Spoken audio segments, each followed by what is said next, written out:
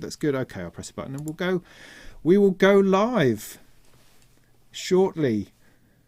Waiting for it to happen. We're live. It says, it tells me that that we're live. So we're going to assume that we are. Hello out there in internet land. This is Molten Music Technology. I'm Robin Vincent, and welcome to this live stream this evening, this modular Q&A we're going to have. My guest this evening is Matthew Webb, who's to this side of me. I have no idea. I'm going to let him talk about himself for a bit in a moment. But the idea, first of all, is just to make sure in the chat that you can see and hear us okay, and that those sorts of things are working. Do give us a shout. Make sure you can hear me. You can hear a bit of music. And Matthew, just say hello so people can register your voice. Hello.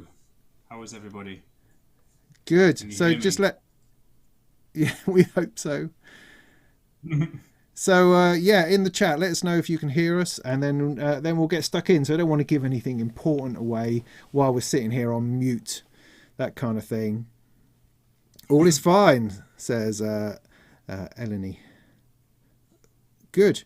Do you mean you're fine, or do you mean the sound is good? Sounds good. Somebody says good. Right, good. Thank goodness. I just like to get over that little hump before we do anything else.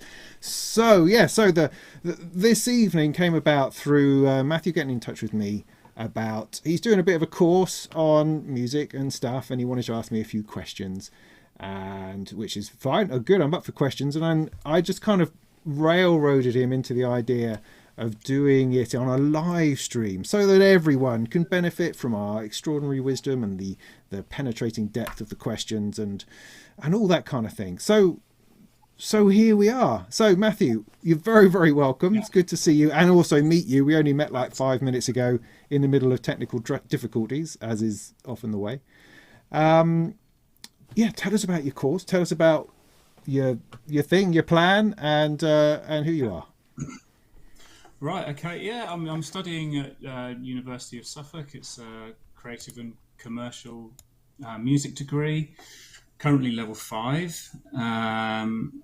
And so the project that I'm on is the year-long project, and you're pretty much left to not your own devices, but you can design this module for around what you want to achieve. So some people are recording an album, some people are doing like a research project, some people may be building an instrument, etc. So I've decided to sort of take the plunge and get out of the music making box and take a plunge into modular, which is always something I've been interested in, with a history of electronic music and things like that. So I thought, right, great opportunity to really delve into this, and stumbled across Robin's YouTube channel and spotted that he was at NAMM, and then dropped him a message, and he kindly and politely dragged me onto his live stream. So here we are. So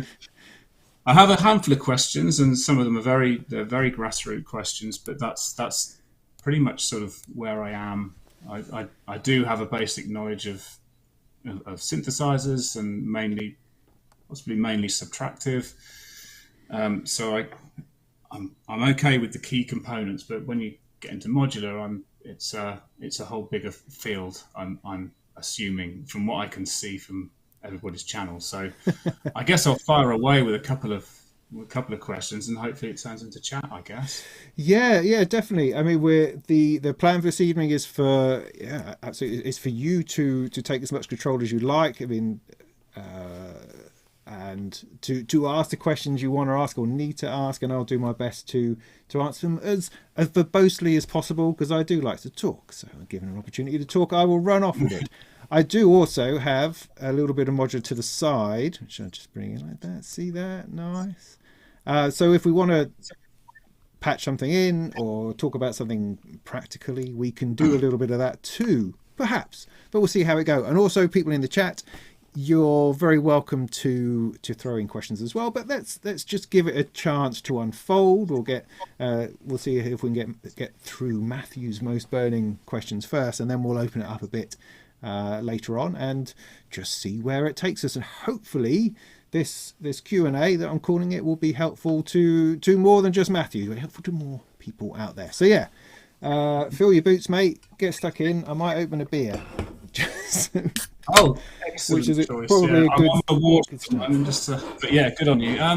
So really, just to sort of get started with, it's just some real straightforward kind of basic sort of advice to give to anybody that is wanting to start out in modular. So even for somebody that's got a good knowledge of synthesizers, a little bit kind of it's a bit of a minefield out there, isn't it? When you're looking for modules and where do you start? So it's just a bit of advice into getting people going, really.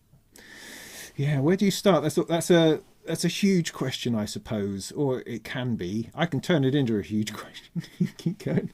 Yeah, The I don't know what's the key. How do you get started? I think there's a couple of things you need to do. You need to get sort of past the mystery somehow. You've got to realize that it is ultimately just synthesizers. It's stuff that you're actually probably familiar with, because I don't think many people are going to come to modular from a completely electronic music void. You will come at it with some knowledge of synthesizers or keyboards that you've played. And Eurorack and Modular is essentially that, just broken down into smaller pieces. That's all it is. So there's nothing. Although there's plenty of stuff in there which is completely mystical. There's a lot of basic stuff which is the same in any synthesizer. So you first of all have to start off by knowing that it's not a scary place. It's not weird. There is a language which you will come to appreciate, but yeah, a lot of it will be easier than you think, because there's a lot of stuff. Because when you hear two modular people talk to each other, they're talking about some other high level stuff, that doesn't really have any basis in anything that's going to get you started anywhere. Because the yeah, building blocks are very much assumed, and people like to move on from that and do interesting things. But the synthesizer building blocks are exactly the same in a big synth as in a keyboard as they are in modular, absolutely. And in fact, it starts to open itself up on modular, because you become aware of things you're not aware of in a regular synthesizer. But that's to digress. So how do you start? How do you start? The the best resource we have at the moment is places like YouTube, is places like my channel, DivKid's channel, other people's channels who are constantly talking about this stuff, constantly reviewing modules, and there's a lot of yeah. good content out there for people to learn the basics. I mean, you might have to sit through some kind of dull videos on learning about a little bit about the basics, because a lot of people have done Modular 101 little series of videos now. I've done mine. I mean, mine was from the point of view of discovering it myself. So they're not necessarily educational. So I'm not trying to teach something. I'm just sharing what I learned along the way. And I think for some people that's been very, very useful. For others, it doesn't quite perhaps hit the detail that some people are after. But there's other sources like Chris Meyer and his Learning Modular series, which is much more technical and on the nose, I think. But there's a lot of places to go and just watch content on people talking about and using modular, so that you can become more familiar and fluent in the sort of things that they're talking about. Yeah. So familiarity is definitely going to get you over that hump of fear and hump of not really knowing what on earth's going on in any of this. Yeah. I have come across Chris Meyer's channel.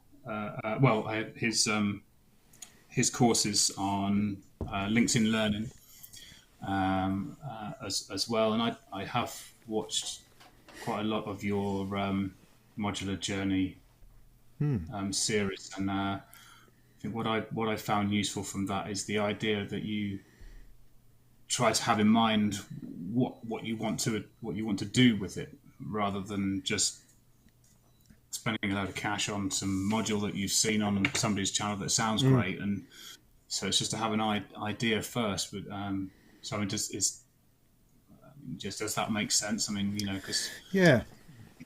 Well, it doesn't. It doesn't. I mean, that's the thing. You end up in this chicken and egg situation where people say, "Oh, you've got to know what it is you've got to do before you can buy a module." It's like, well, I don't really know what it is I want to do. I just want to. I have this urge to get into this modular thing. I want to start playing in this place, and so I think often people put this barrier in the way to say, "Well, you've got to know what you're doing before you can know what you're doing," and it's kind of, you know. I don't know. I don't know about that. Can't I just blunder in? Which is essentially what I did. Can I just blunder in and have a bit of a go? And Yeah. people don't like that necessarily. They can be a little bit precious about it. Says, "Oh no, but so do you want to build a synthesizer? Do you want to do glitch-based ambient music? Do you want to do this? That? I don't know. I just want to, I want to make a thing with a noise and a bloop bloop and a, So don't get too hung up on having to know what it is you're trying to achieve. I think at a basic level, most people when they're starting out are trying to build a synthesizer because that's what we know and understand to some degree. So you're wanting to get a voice in as much as an oscillator, a filter, and a VCA, so you can hear it. That those essential basic modules is kind of what you're trying to achieve, and then you need some way of making that oscillator move about in pitch, and then you might want some modulation like an envelope just to shape things, and that's kind of, those are your building blocks, if you like, your synthesis building blocks, and that's all. Yeah, and that's a very good place to start. I mean, other people do have an idea of what they're doing, and that's completely fine. For instance, if you have the odd little synthesizer or synthesizer that has some patch points on it, like Mother 32 or one of those Arturia thingies, brutes. Yeah. I can't remember the little ones. I have the Crave, which is like a clone of the Mother 32, I think. Yeah, exactly. Or a Crave or something like that. You might be looking to supplement it with a little bit of modular, and that actually is quite a good way in, because you could then perhaps, rather than having to worry about oscillators and bits and pieces, you could get a different filter in order to use that with your synth, or you could get some effects, and that starts quite simply to open up the idea of modular to you, because then you start patching to other things, and that starts to work on your brain in how you're following signal about the place. Because you don't tend to follow signal in a synthesizer. It's all there in the box. You can't see the wires. It just happens, exactly. Whereas once you start patching stuff out, you're going, oh right, well this is going over here. Oh all right, and then it's coming back over here, and you can.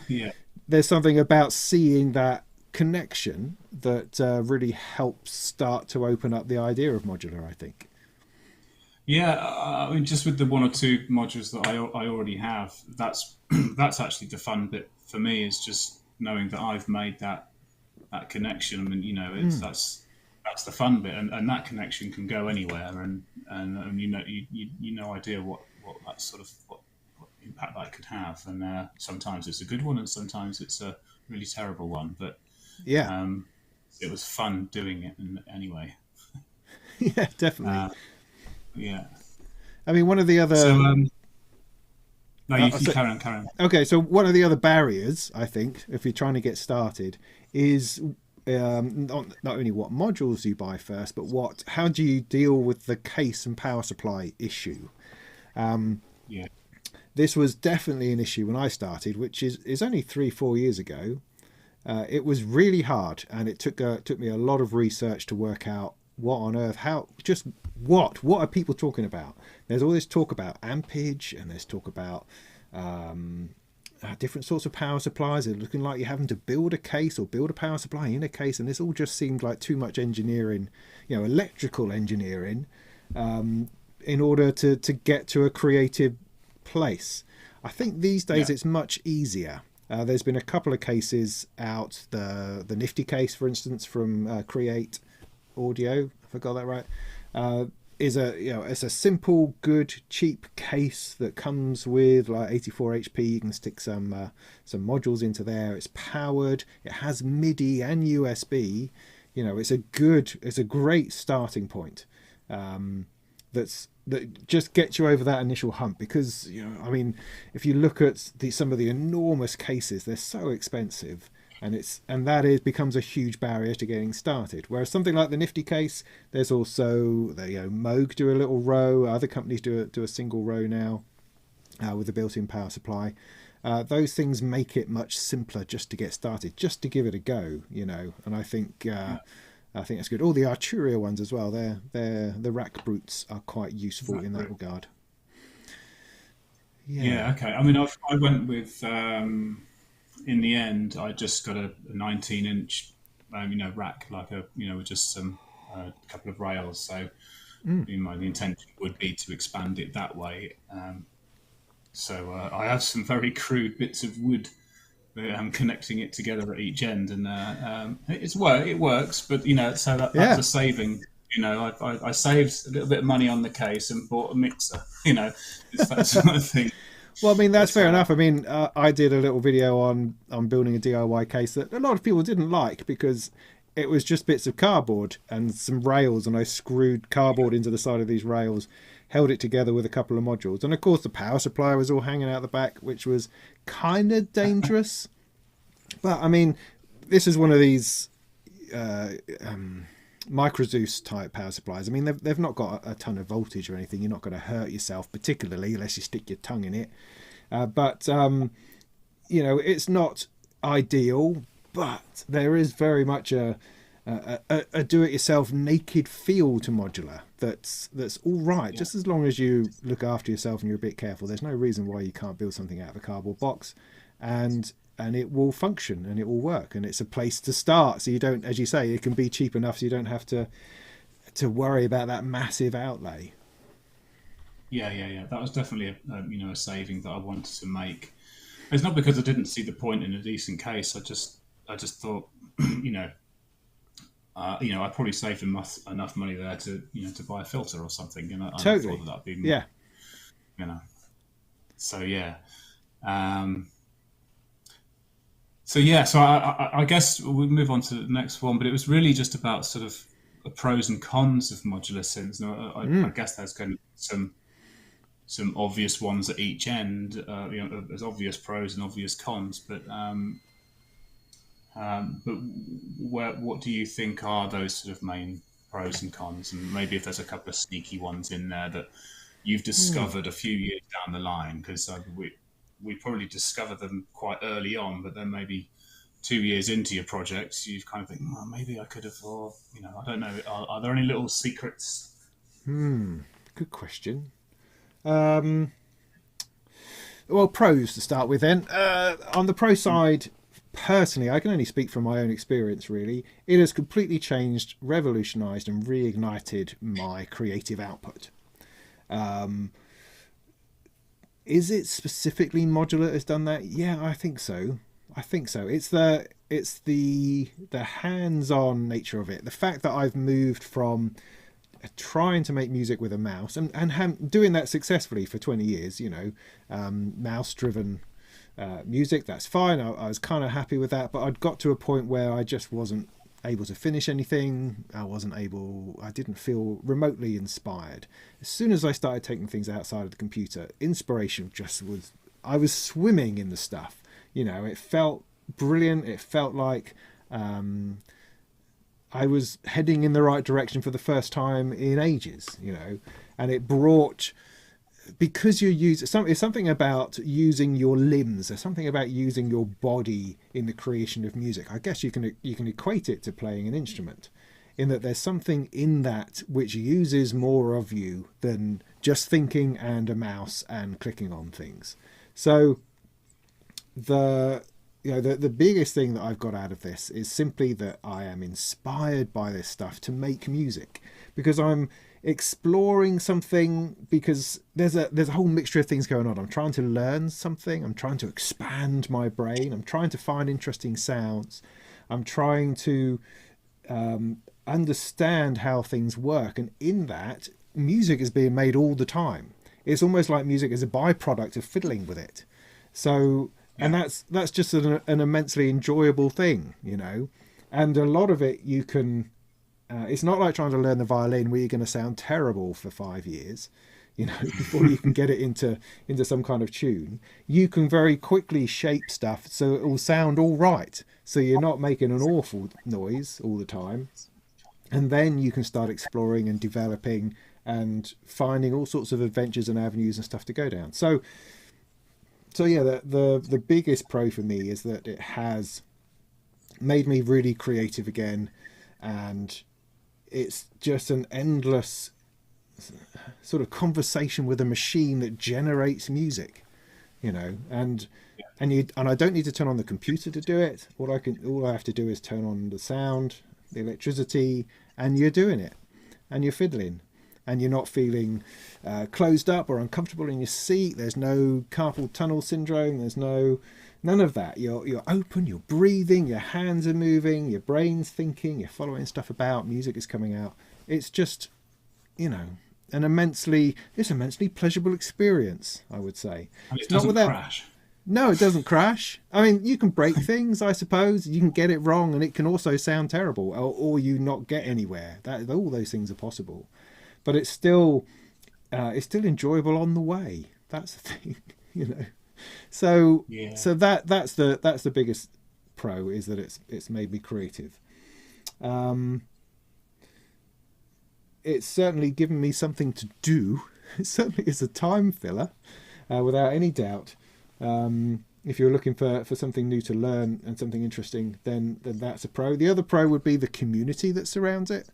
There's a massive amount of goodwill around Modular, because it feels like we're kind of on this adventure together somehow. And so, Yeah. unlike perhaps other areas of synthesis and music technology where there seems to be some kind of competition going on, where you've got to have the right gear, or you've got to have be buying from the right brands or the wrong brands or something, there doesn't seem to be that in Modular, because it's such a mixture. It's so diverse, from so many different brands, so many different companies, so many different people have influenced the choices that you make, that it's very mixed up, and that makes for, I think, quite a relaxed and groovy community and conversation, and it's sort of like a happy place. It's not a stressful place. I mean, buying little synths, I think, can be quite stressful at the moment, but Modular doesn't suffer from that anywhere near as much. So that's the other pro. You know, a great community is built up around it, and it's also inspired a lot of local Modular meetups and people getting together and talking about stuff. I mean, I guess in some ways it's become it is evidently very nerdy, in that it becomes a very a specialized subject that a group of people share. But it's just been an immensely positive experience, all of that. Yeah. So, I mean, yeah. I'm a beneficiary of that already. So, and I've only really been, sort of investigating this for sort of 5 months or something. So, so it's been great, and it's one of those things I don't know why I haven't done it before, and I guess it's always been sort of money. I guess you're frightened of how much money you're going to spend on Eurorack. So, but I think if you can, I don't know. I've just tried to sort of curb my enthusiasm just a little bit, just to make sure that I don't walk too far down the road that I maybe didn't want to go down. And because already my wife spotted across the lounge. She said, "There was a much bigger gap in that rack 3 weeks ago. What happened?" So I just tread that road a little carefully. Yeah, I mean, the first con, of course, is that it does cost. It does cost serious bucks. I guess, but I mean, at the same time, it combines a lot of hobbies, I think, perhaps in one space, and that perhaps is its saving grace in terms of cost. Because I'm not out there on a speedboat. I don't have an interest in classic cars. You know, I'm not buying a new Land Rover every week. No. I might get another module though. So because it uses up time, it becomes a creative hobby that perhaps it pushes other things out of the way. So when you think about, I'm spending all my money on this, yeah, but you'd be spending your money on other things as well. I mean, that's a little bit flippant, perhaps, but you have No, it to. makes sense to me. Yeah, I mean, you're spending all your time trying to find some kind of justification for the money that it's costing you. Yeah. But there we are. That in some things are just expensive. I know plenty of people who think nothing of buying another £4,000 synthesizer, to add to their rack of collections of stuff like that. And it would take me quite a bit of time to spend £4,000, I think. So it has its costs, and I mean, I think the costs come about because you end up in this kind of collection cycle where you just want to get another thing. You're not entirely sure why, but you want to get another module because you think that might work or that might sort something out. So there's this this addictive quality to it where you think that the next module is really going to sort your system out, which you don't perhaps have if you're buying guitars or you're buying synthesizers. So it does have that particular thing about modular that is encouraging you into that next module all the time. So yes, of course, it's going to cost, and that's just one of those things. But we just have to be grown-ups and decide on what's important about that. The other cons would be that you don't always get good stuff out. Sometimes you will probably go through a period when nothing is really sounding very good, because nothing is done for you. You turn on a synthesizer, you got a chord Cronus or something, and you go to the next patch. Oh, it sounds fantastic. That's great. You have none of that on here. Every time you approach your machine, you're going, well, I've got to try to make some kind of sound out of this. And it might not be great, or you might get frustrated that you can't get that sort of sound that you thought you could. But I mean, the important thing to know about that is, there'll be a module out there that will sort that out for you. That's the key. And then you just go and get that one and it'll all be fine. Other... Just unplug everything and start again and see what happens. Yeah, no, absolutely. I mean, in some ways I don't know. I mean, I think there's lots of different ways of approaching it. The way that I've found is that when I'm playing with a modular, I essentially go down to this. This. Oh, I can't get it. This. Everything just ends up in this. So all of my hard-earned skills of sound engineering and mixing and all that kind of stuff is all gone. I all go down to a single output, and I record that into my video software, funnily enough, and that's it. I don't master it. I don't add anything to it afterwards. It just is as it is. So perhaps if I'd started out a bit more intentionally, I might have built in greater versatility for myself. So some kind of mixer properly to route everything out individually into different tracks. I have done a bit of that, but I don't really have the gear for it. It ends up being a bit of a faff. So I haven't really focused on that. And there's pros and cons to it, I think, as well. But that's certainly something to think about. How are you going to get it into your computer ultimately, even if your computer is just a stereo recorder, which is what mine is at the moment? That does deserve a little bit of thought, because if you do end up just with a stereo output, you've kind of closed off a lot of possibilities to yourself. That may be all right. It seems to be all right for me at the moment. But that was going to lead me on to the question around versatility, actually. Robin, obviously, without very much space in, say, like your first rack or what have you. So, I mean, I'm recording into Pro Tools. We're taught Pro Tools on the course for 3 years, and we can do the Pro Tools qualifications there. So it's part of what we're doing as part of the course. So I have a 4-channel interface, and my voices go out to that and then into Pro Tools, and then I'm just, so that I'm not spending money on effects, I'm using Pro Tools as my effects and a mixer, and certainly signal mixer anyway. But with the versatility aspect of like your first set of modules, are there any like modules that you would suggest that we can answer this question later if you like, but are there any modules you might want to demo one or two of them where you've got one module that can do quite a lot of things? That's, that's it really. It's just there's a few modules that can really interact with your system really effectively and be quite creative with it as well. So that would be useful. Yeah.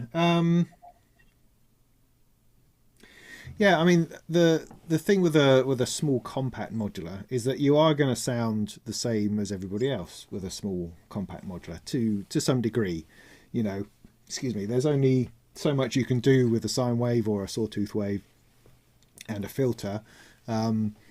So trying to find a sense of individuality or a sense of sound design within that can be a struggle with a small selection of modules.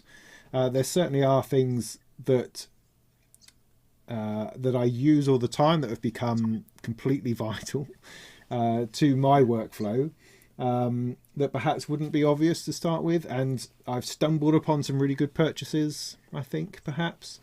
And there's stuff that's sitting around that I don't ever use. Which is a shame. It's criminal really.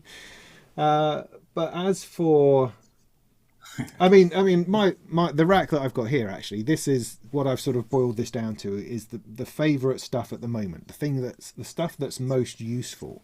So probably what might be helpful is I just stick this on screen and just talk through it a little bit, just to identify why each bit is in here. I suppose that might be that'd be helpful. Should I do that? That'd be awesome. Yeah, okay. So Pam's maths distinct. Ken, stop it. So hang on a sec, let me just pull that across. Boom. So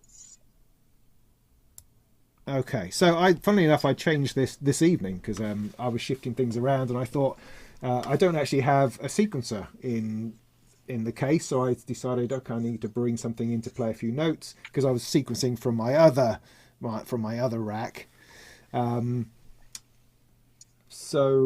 But I'm trying to use this as a pick it up and take it out and actually be able to play some tunes on it type case, if that makes sense. So I'm restricting myself. I'm trying to keep it small and relatively simple and see where I go with that. So, I mean, at the moment I do have a little something running, which is, I mean, this is just an output from the Honor oscillator. Try not to make that so you can hear both of us. Just let me know in the chat if you can hear me and the music, so I've got the balance of that about right. I don't know if that's going to be important or not.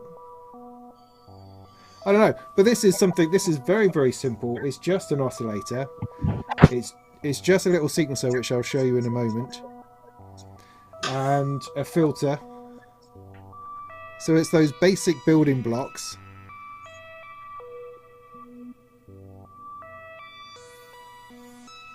With a nice fat reverb on the end of it.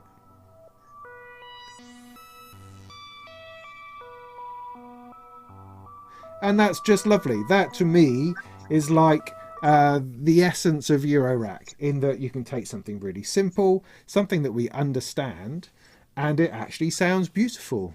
That's just brilliant. I mean, what more could you want than something which sounds beautiful? That's ultimately something we're after. So right, okay. So I digress. So the first, all right. So in here I currently have two oscillators. I've got the Honor oscillator here, which I've totally fallen in love with. It's difficult to say why exactly. It just always sounds nice. Now, I've been a big fan of having two STO make noise oscillators that were sitting here, exactly here, until this evening. And they've gone out of favour because I'm always turning back to this because it seems to sound so much more interesting. And it's odd because the STO was one of my first modules, one of the first oscillators I bought after looking at tons and tons of oscillators trying to work out, well, which oscillator do you start with? How do you start with an oscillator? They're either really complicated or they have tons and tons of stuff, and I don't know whether this one is any good. Is it supposed to be good? I don't know. But I saw the STO knocking around the place, people using it. I think Catherine Aurelia Smith, what's her name? There's that got that? Oh, anyway, she had half a dozen in her rack, so I thought, well, that's got to be the one for me then. And I got it, and I enjoyed it. It has a simple sine wave output, and then a sort of a morphing wave output that morphs between a certain couple of shapes. It's very simple and sounds lovely. So I was very, very happy with that. However, since picking up the Honor here, this has a lot more wave shapes coming out. It's visually more beautiful, and that's a huge factor for me. The look of something is always a factor. It's not just the sound of something, it's how it looks and feels in your rack. And it's just got a beautiful sound to it. It's got more wave outputs, and I am absolutely almost on the edge of buying another one, because I like to use two oscillators together, because that gives you a nice thicker sound. So that's a good example of buying something, not knowing what to buy, having to get something because I needed an oscillator, making a good choice, but then down the line finding that there's a better choice actually, and I find something else better. So there's that. The other oscillator I've got is the Even VCO from Bafako. Bafako are awesome. This is one that I built myself from a kit. DIY is something we can talk about at some point. This has got a fantastic square wave output that I really like and use all the time. And there's one particular feature on both of these, which is that it has an octave knob for the tuning, as opposed to a sweepable frequency knob. It has a fine tune knob as well, so I'll bring that back in a second.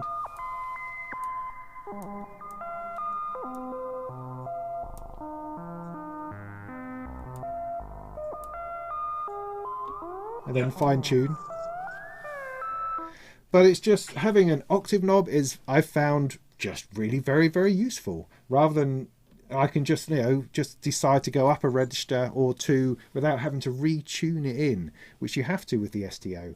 It's funny, the more I talk about the STO, the less I like it. It's one of those weird things. It's been a beautiful oscillator, but now its days are numbered as far as my rack goes. So that's a starting point. Having two oscillators obviously makes things more versatile. You can use them together. They don't have to be the same oscillator to use them together. Or you can make them do different things depending on what stuff you have to move stuff about. So yeah, that's the starting point, is a couple of sound sources. Then a filter to go through. Now the Jove filter here is my favourite filter. It's a creamy Roland-esque filter. It takes up too much space really, but it is just lovely. I can't help but make lovely sounds with it, I find. Yeah. If I slow this down 1 second.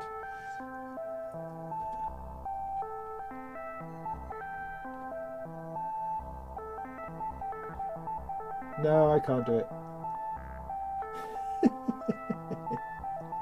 Oh, I need to be... Oh, no, I don't. I need to be on there. Hang on.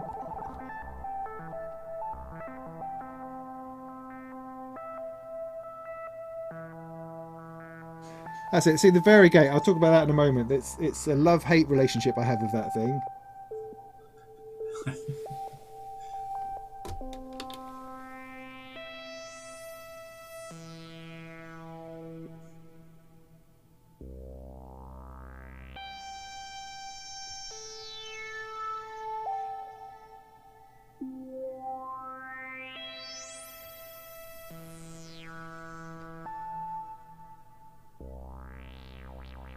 It's just a lovely combination. The Honor going through the Jove is just really a really lovely thing. So yeah, a decent filter. I mean, filters, there are plenty of filters, and there's probably a handful of types, I suppose. So does it matter which filter you get? Probably not. I mean, there's plenty of Moog filters out there, ladder filters that lots of people do. Dofer's always a good place to go for good, cheap versions of a classic gear. So, and every filter is going to work in a similar way. We kind of know what to expect. It's going to be the most used piece of equipment in your rack. So I don't think you can go far wrong. You can find a peach like the Jove, or you can use anything. I mean, I've got a Dope for Wasp filter in my rack behind me, and that's also awesome. And that was, 70 quid or something. So it doesn't have to be something perfectly sweet. For instance, I've got the Instruo filter, which is quite a wide one, and it's only a Moog ladder filter. It's just the same as a Dofa one, which is a third of the price. And I'm not convinced that it has anything special about it, particularly, other than the fact it looks gorgeous. So yeah, Jove filter, that's definitely earned its place. I only ever use it as a low pass 24 dB. That's all I ever use it for. I don't even know what the other modes do. I must investigate that one of these days. So so those are two starting points. Then the next one, of course, is VCAs. Now, VCAs are massively important, and we don't really know why when we start out in modular. They are, I mean, at the basic level, they're the thing that controls the volume of stuff. Now, volume, we're usually thinking about audio signals. So this is going into here. And I've got, look, a fader, and it moves the volume up and down. Not very exciting, but it's vital, absolutely vital, because it becomes a number of things. Now, this is the Mutual Instruments Veils, and it's a quad VCA, so 4 of them, and that's really, really useful because you can use it as a mixer. As soon as you have more than one sound source, you're going to need to be able to mix them together and be able to hear them. So having something like a quad VCA, you could have individual VCAs, of course, and chain them together. That's fine. But a quad VCA gives you essentially a little 4-channel mixer, which is enormously helpful. The next thing that's helpful about it is that it's voltage controlled, which means you can stick an envelope into here and it will move, not literally, but it will move the volume slider for you, and then creating the shape to a sound. So VCAs are vitally important for that. And the other thing they can do exactly the same to voltage signals as well. So not just to audio. We think of it as audio to start with because it's an amplifier. An amplifier means sound, and we think about it that way. But a VCA can also shape control voltage. So rather than sticking a simple LFO into your, simple sine wave type LFO into something, you can vary that so it gets bigger and smaller and bigger and smaller by modulating the volume of that control voltage. It's not volume, we're just talking about how much voltage there is, the amplitude of that voltage. So a VCA becomes more and more important as you learn more about modular. So if you can, start off with more than you need. So, 4 is a really good number. Yeah. So you could use an LFO to control the rate of another LFO, for example. Yes, I think you could do that. But perhaps more simply, to start with. So next to this, I've got the Batumi. This is a 4-channel LFO. This is one of my first modules as well. And this has a lot of functionality which I don't ever use. I probably should. I use it in its simplest form, which is that the further I push this up, the faster the modulation goes. Now let me just show you very quickly what that means. So I take a sine wave out of there. So it's a low frequency oscillator. So it's something which is moving, cycling. Where's my hand? I'm waving at the wrong camera. Which is doing a cycle slowly. So I can get that to move the filter.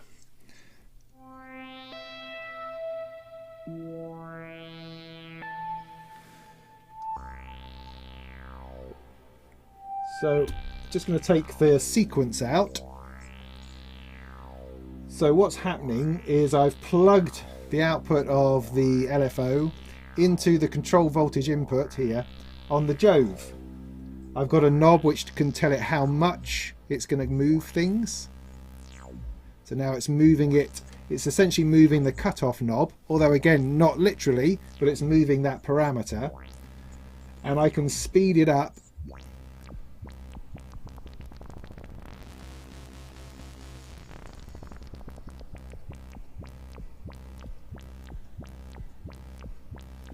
like so. Bring that back a little bit.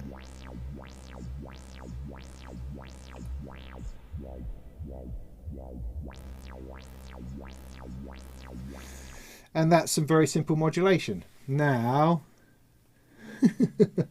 I don't want to get into too much depth, I don't think, because I could try to demonstrate. Well, if I very simply, let me get this so I'm not going to end up hurting myself by getting the wrong bits in the wrong bits. Let's take that output there. So I'm going to take the LFO and plug it into the VCA. It's coming directly out of this cable now rather than mixing through. And you can see the light, oh look, the signal is going up and down because that's the speed of the LFO. Now if I plug the output of this back into my filter, I should have the same thing going on. I turned it down.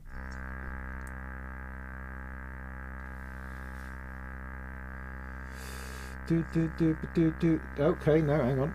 That's in the wrong hole. It's weird, you know, the new Veils, I don't know if anybody else has found this. I never had a problem with plugging things into the wrong hole on the old Veils. On the new version of the Veils, I'm always getting it wrong. I'm always plugging things into the top input because I'm assuming that this is the input. And it's not. It's the control voltage. The input is obviously the one in the middle, like an idiot. Anyway. Okay, so that's our LFO coming through again. And I can use the VCA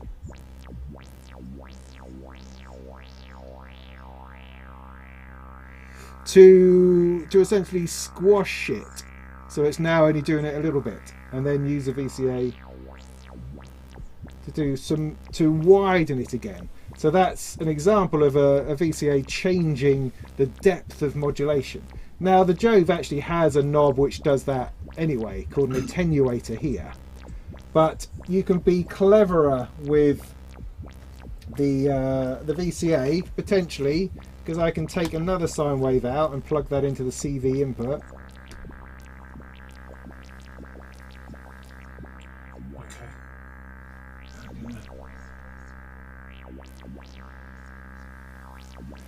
So now I'm using one LFO to change the level of the LFO that's going through here. So it's now doing that by itself, rather than me moving this up and down to change that. I've got that happening all by itself. So I've got an LFO within an LFO, if that makes some kind of sense. It makes perfect sense, yeah.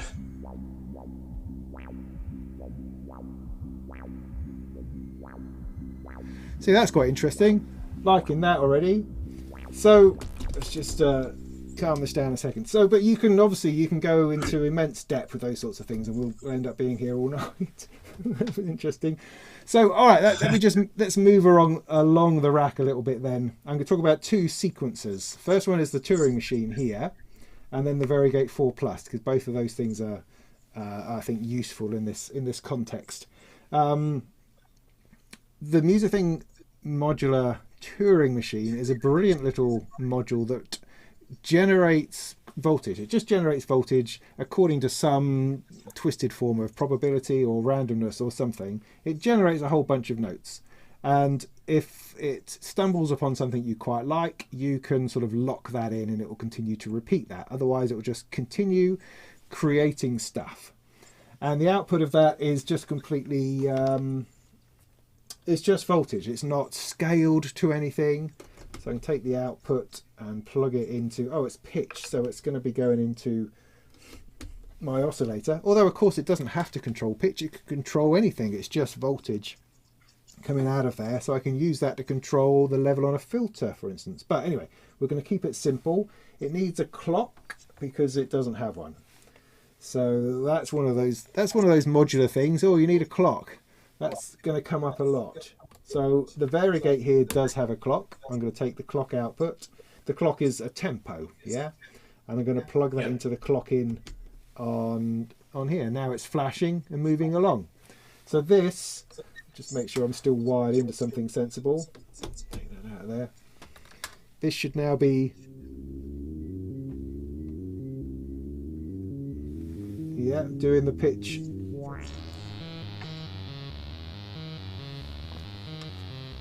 it's not particularly musical because it's, as I say, it's not scaled. It's just generating voltage. Yeah.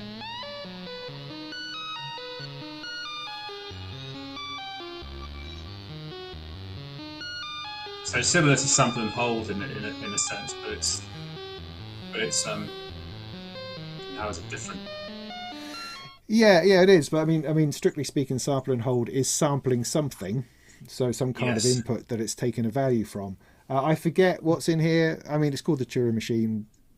I can't remember why, but it's named after a mathematician, isn't it? I can't remember the first name. Somebody Turing. Is it made the well, yes, machine? yeah, absolutely. I mean, it's based on it's named after Alan Turing. Yes, that much I know, but I can't remember what it is about the randomness of it that's relevant to that. But it doesn't really matter. It just creates a nice bit of randomness. Now we can tame that with the module I got next to it, which is a quantizer, and a phenomenally useful thing. Which before that, you have to kind of embrace this idea that Eurorack is just sound and it's pitch. It's not notes, it's not songs, it's just bleeps, and it's it's pitches of some kind. It doesn't really matter what it is, and you have this. You embrace the idea of microtonality and all that kind of stuff, but you don't have to. And as soon as you get a quantizer, everything starts to pull itself back into some kind of musicalness again, which is nice. So you don't have to be so hip that you don't do pitch anymore, that you don't do proper intervals and notes anymore. It's okay to deal with musical notes. So I'm going to take the output of this, and what I do is I stick it in to the input on the quantizer. And what the quantizer does is analyze the input and then shifts it to a voltage which is relevant to a musical change in pitch. So I take the output of it, jam it into my oscillator again, and then we get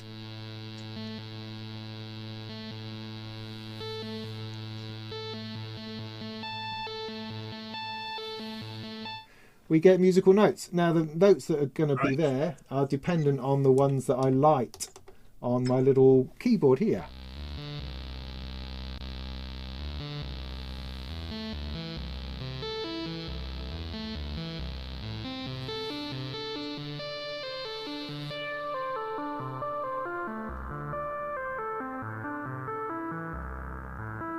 So I can, go through and change it into something different, something more minor,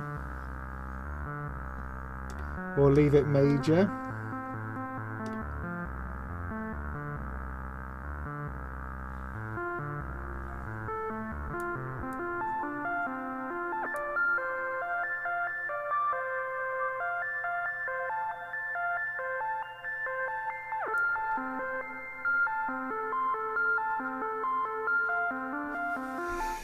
And it's lovely again. Here we are again. It's really nice.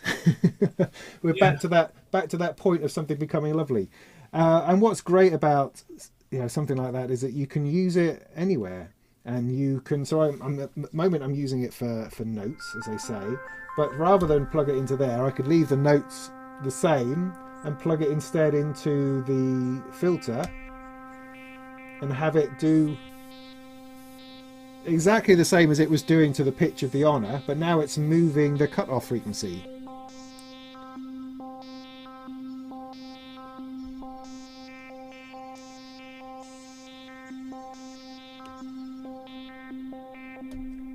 And that's that really interesting thing about modular, is that all that's coming out of here is voltage. It doesn't matter where I put it, it's just a changing voltage, which can affect whatever it is that I want to plug it into. So it can move the pitch of this oscillator. Oh, it's gone away. Either too high. Oh, wrong button. No, that's right. Oh, there we go. I was just up too high in pitch. Or it can be controlling that.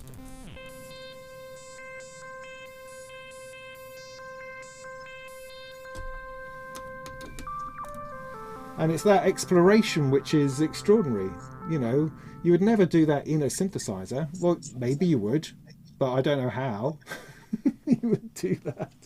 But it's that versatility, that ability to do different things at different places. Because you imagine this as a sequencer, so I'm sequencing notes. That's great, and then you think, well, it doesn't have to do that. It could do anything. It could be running a filter. It could be running, I don't know, I've run out of ideas now, but it could be running any parameter on anything else. So I could be moving things around on the beads, whatever the heck that does, using the same piece of voltage, plugging that in there and that moving about. Completely possible. Yeah. Now the other sequencer I've got here is the Variegate 4 Plus. Variegate 4 Plus, I've had this a long time as well. I think it's the first sequencer that I bought. It frustrates the hell out of me sometimes, while at the same time being enormously useful when it's not doing my head in. So the reason that it's good and bad is because it has a lot of functionality, but some of it is hidden away. I'm just going to get rid of that cable because that's in the way of the camera. Just put that like that, so that's a bit more out of the way. Yeah, okay. So I've got an output here that I'm going to plug into the oscillator again. Flipping cables, honestly, who invented this idea? So the Variegate is, I'm going to get myself in a knot if I'm not careful. So it has 4 channels. Each channel can run either control voltage output, so pitch output essentially, or modulation output like I just showed you, or it can run as gates, so you can run it as like a trigger sequencer for running drums or other bits and pieces, or it can do a mixture. So I tend to use it as excuse me, as 2 pairs, so CV in 1, gate out of 2, CV out of 3, gate out of 4, and then I've got essentially pitch coming out of 1, and then gate in order to gate an envelope coming out of 2, that kind of thing. So that works very, very well, I find. So how you use it is that you make sure you're on note, must be on note, don't be on something else or it will just all fall apart and you'll start going ah. So make sure it's on note, make sure it's on the channel you want to use, like channel 1, and then these sliders become what it is that you've selected here. So at the moment they're going to be note. So let's turn that on. See, I've done something bad. You can tell because it's not doing what I expected it to. Hang on. I must have pressed... No, I'm on... Oh, there you see. Because I'm reading it from the bottom, I'm assuming that the thing at the top is the thing. No, but that's note. That's glide. So I want to turn all my glides off. That's better. That's note. See, I hate this thing. But I love this thing. So let's stick in some notes. I'm going to speed it up because I slowed it down. That's better.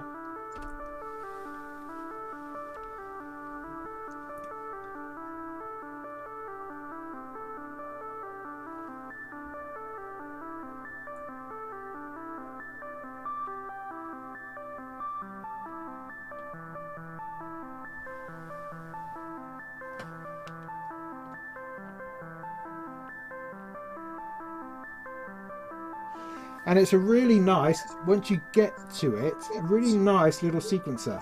And the thing I think you have to know about it, the thing that took me a long time to realise, is that it's not about setting intentional notes. It's about putting the slider more or less kind of somewhere where you think it might be relevant relative to another slider.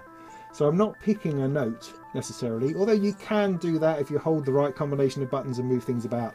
But generally, I'm just pushing that pitch up a bit and it will find a note. It's set to a scale which I can choose and it just sort of works. I know this one is higher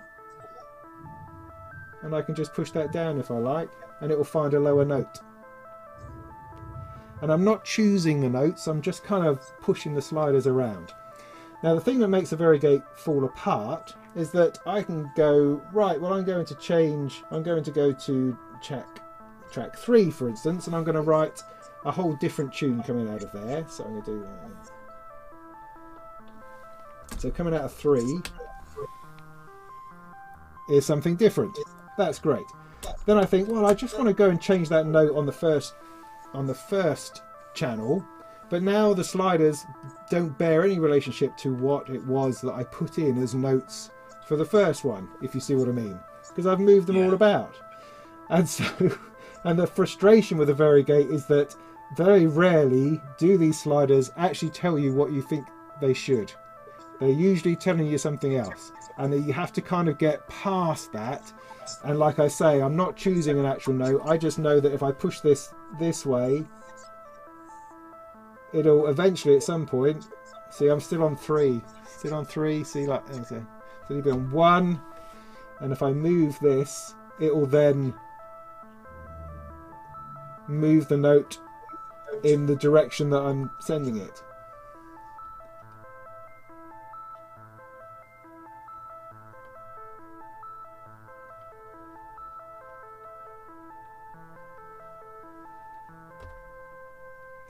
But it has some lovely features, like the fact it has a stop on it, it has a clock, which is going to be vital, it has probability on the gates, so you can decide whether they're going to come on or not.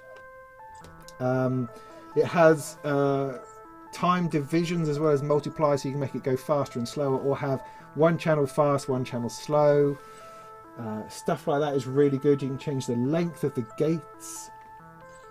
Can you change the length of the sequence on that one by running one channel after the other, or no, I don't think. I think it is. Well, I'm sure someone in the chat will be able to tell us, but in my experience, no, it's 8 notes, and that's just not. I think you can save stuff, but I can never remember the key combination to do it, so I don't tend to.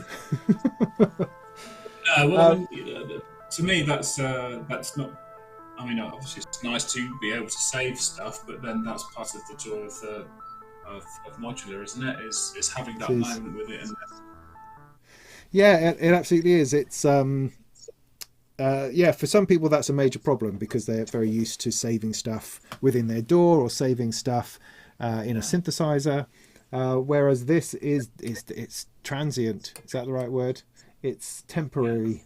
It is what it is, and then you move on to make something else. Or you can draw out patch diagrams, you can take a photo of it, all that kind of thing. I mean, obviously, if you're preparing for a gig and you need to take patch cables out in order to transport it, then putting it all back together where it was can be important. It just depends on whether your gig is a patch from scratch or something you bring that's already sort of set to go. So and obviously, I'm transitioning at the moment, so I'm transitioning from in the box to modular. So I did get the beat step for because it has CV outs and MIDI and all this kind of stuff. So I thought that would be a good transitional sort of controller. So so what I've got so far is something that's essentially a synthesizer that I can use, but my next step is to get into what you're talking about now, which is all of the sequences within the rack itself, and sort of clock dividers and all this kind of stuff. But I need to research that sort of thing and ask people like yourself about all of that business. Eventually I'll be able to drop the PC, but at the moment I'm transitioning. So I've moved my camera, by the way, because I figured that my PC was getting a bit noisy. Oh, so right. I've moved the where the mic is, so that's why I'm looking off to the side here, just so it doesn't look a bit weird. All right. Well, I've had a quick idea that I could demonstrate. Then let's just I'll just plug this in. I might as well put it back up on screen. So if I use two questions with that demo, by the way. Do what? Sorry. You'd answered some of my questions with that demo, by the way, Great. Which is just around about sort of modules to fit into the rack. So things like the Quantizer would be really good. Actually, that would be a useful thing to have in there to maintain sort of common musicality, I guess. Yeah, absolutely. So the input. So what am I trying to say? Oh yeah, I know what. So yeah, awesome. Okay, let's go with that.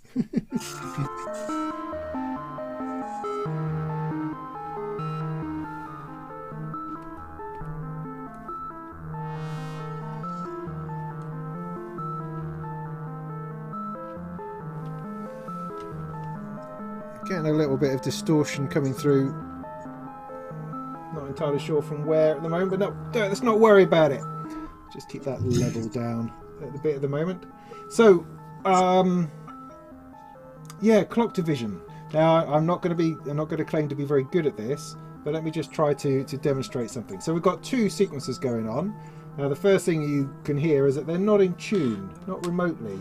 So that's something that perhaps is important to mention, is that oscillators just generate pitch. They don't generate a note.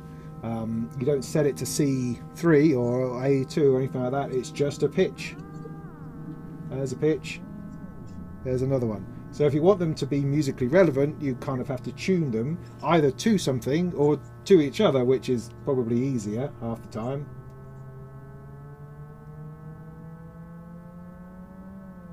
Did I miss it?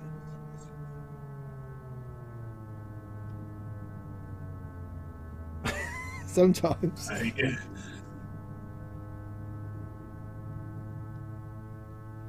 I think they're an octave out or something, aren't they? Yeah. I'll do.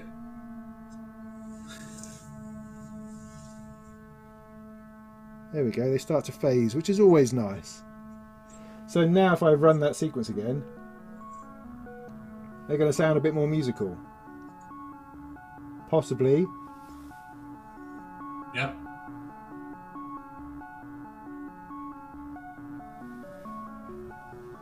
And it's great because the Turing machine starts playing itself. You know, I've put notes into the varigate, so that's doing 8 notes over and over again. Whereas a Turing machine is just doing its own thing. It's just brilliant. I love it. Yeah. So what I wanted to show was to do something with the clock divider. I've got a clock divider here, which I understand to a degree. So I'm going to take the clock, which is currently clocking the Turing machine. I'm going to plug it into the clock divider.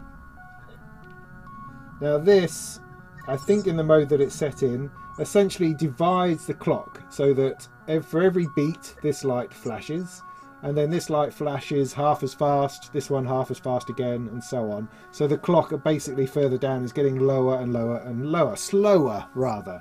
So if I take a slower clock, plug that into the Turing machine, it's now changing pitch. It's now moving much slower. It's still moving relative to the clock coming out of the varigate, but it's now moving slower, so I now have 2 different things going on.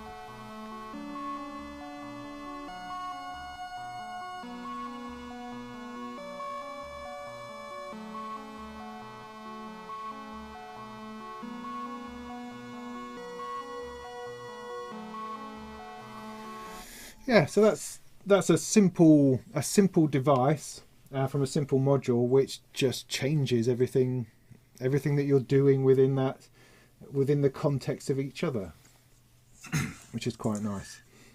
That's great. That sounds lovely. Yeah. The other useful thing here is this thing called the dupe or the dupe. Not entirely sure. And this is a mult. Now people will talk about mults, and they're really, really useful. All a mult does is it duplicates whatever's coming into the out. Ideally, it should be buffered. Buffered just means that the outputs are exactly right. If it's not buffered, you'll lose a bit of voltage in the splitting of the signal, if that makes sense.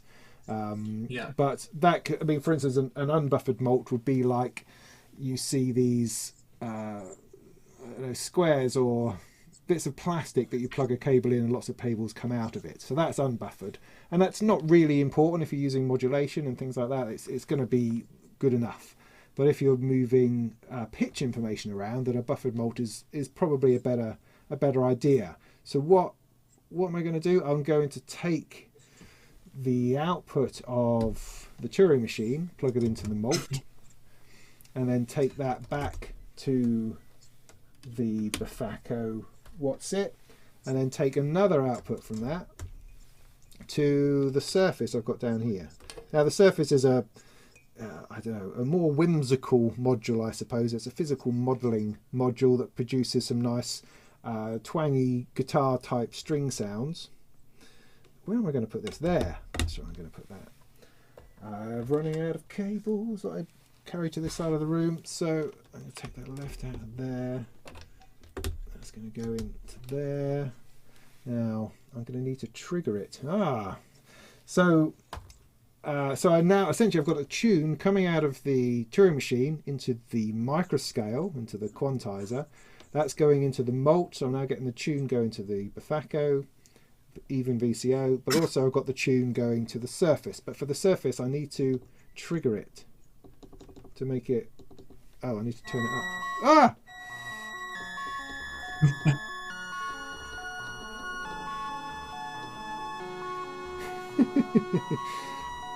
Right, this is going to be tricky. But so this particular module needs to be triggered. You need to send something to it which opens it up in order for it to make it play, because it's essentially striking a string. To make that happen, I need to send it a thing. So I'm going to send it a thing from the Variegate 4 Plus, because channel 2 is creating gates. So I'm going to send that to the trigger input. I'm going to go to channel 2 on the Variegate, stick the probability all the way up for the moment, so it's always sounding. I'm then going to go to the track and just calm it down so it's too fast. That's a bit better. I don't know if you can see the flashing on the screen, who knows. Then I go back to probability for the moment. That's triggering that. We should get some sound. Let's turn down the other two and just get the surface.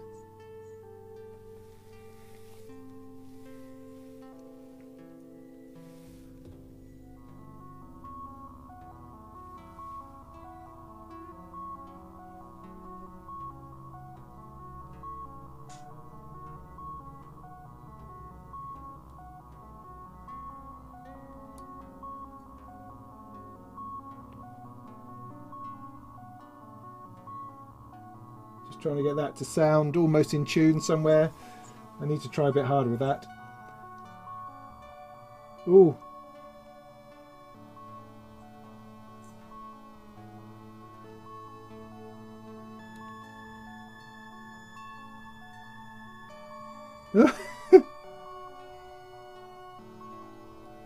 Alright, well, it's somewhere close anyway. So there's nothing wrong with a bit of wonkiness. No, indeed.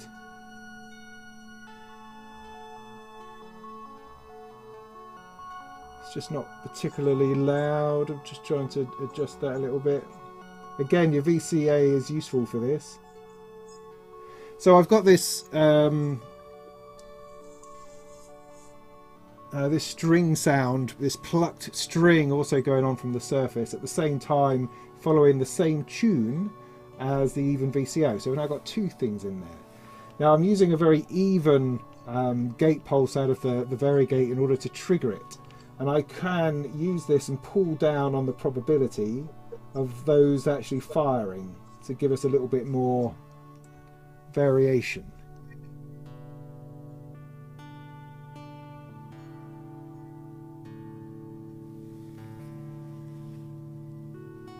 Which is quite nice. I can turn on repeats as well and put that on a couple of notes.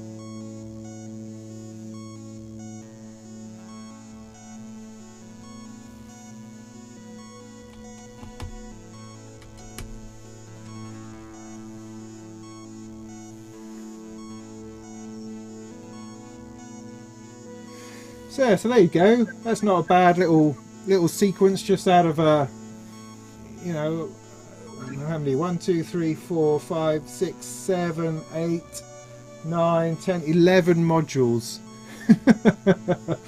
Yeah. There we go.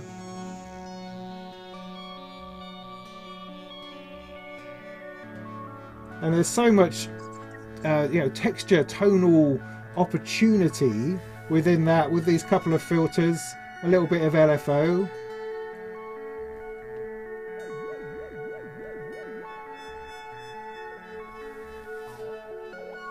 So you're not particularly precious about digital modules being in a system, or Not do you in find the people are? slightest. Yeah. Yeah, no, not in the slightest. The I think those days are done. I mean, I absolutely love the analog sound. I'm not Yeah. clever enough to spot an analog sound, and as opposed to a digital emulation of an analog sound. You know, Yeah. the thing I like about all I really want is an analog front end. That's what's more important to me. So the ability to go and grab a knob and that to do what it's supposed to do, as opposed to have to find the menu that makes that do the thing that I want it to do. That's more important to me, I think, than whether the actual module itself is built on analog or digital technology. I definitely have got a sense over time that there is a sound to analog modules. But I don't know whether that's my own perception or some kind of romanticization I have about it, whether it's actually true or not. Who knows? But I find that modules now nearly all have some kind of digital control within them, unless they're relatively simple. And that's okay. I don't think we need to try to pull those things apart in quite the same way anymore. If the module is doing something that's helpful to you, then that's all that matters, really, I think. Yeah, sure, yeah. You answered a load of questions during the demos, which is great. So it certainly kept me quiet anyway, having a good listen to what you've been doing. It was good to see some of the utility modules in action. Yeah, I know that you've done some videos you've done some streams and things on DIY builds. It was one of my intentions actually at the start of the project, but these hands weren't built for things like that. So I mean, the first instrument I played was the drums, and I still kind of play them. And these hands don't do soldering in tiny little spaces and things. So,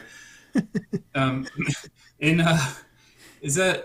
Could you recommend a kit or a type of module that somebody with very little soldering experience could take on that could have quite a good success rate, or something? I mean, Yeah. maybe one of the utilities or something. I'm not sure, but Yeah, definitely. People in the chat were just saying that the music was very, very low. So I'm just going to give you a 30-second blast again so you can hear what it was that I was talking about. Just a second, and then I'll absolutely answer your question.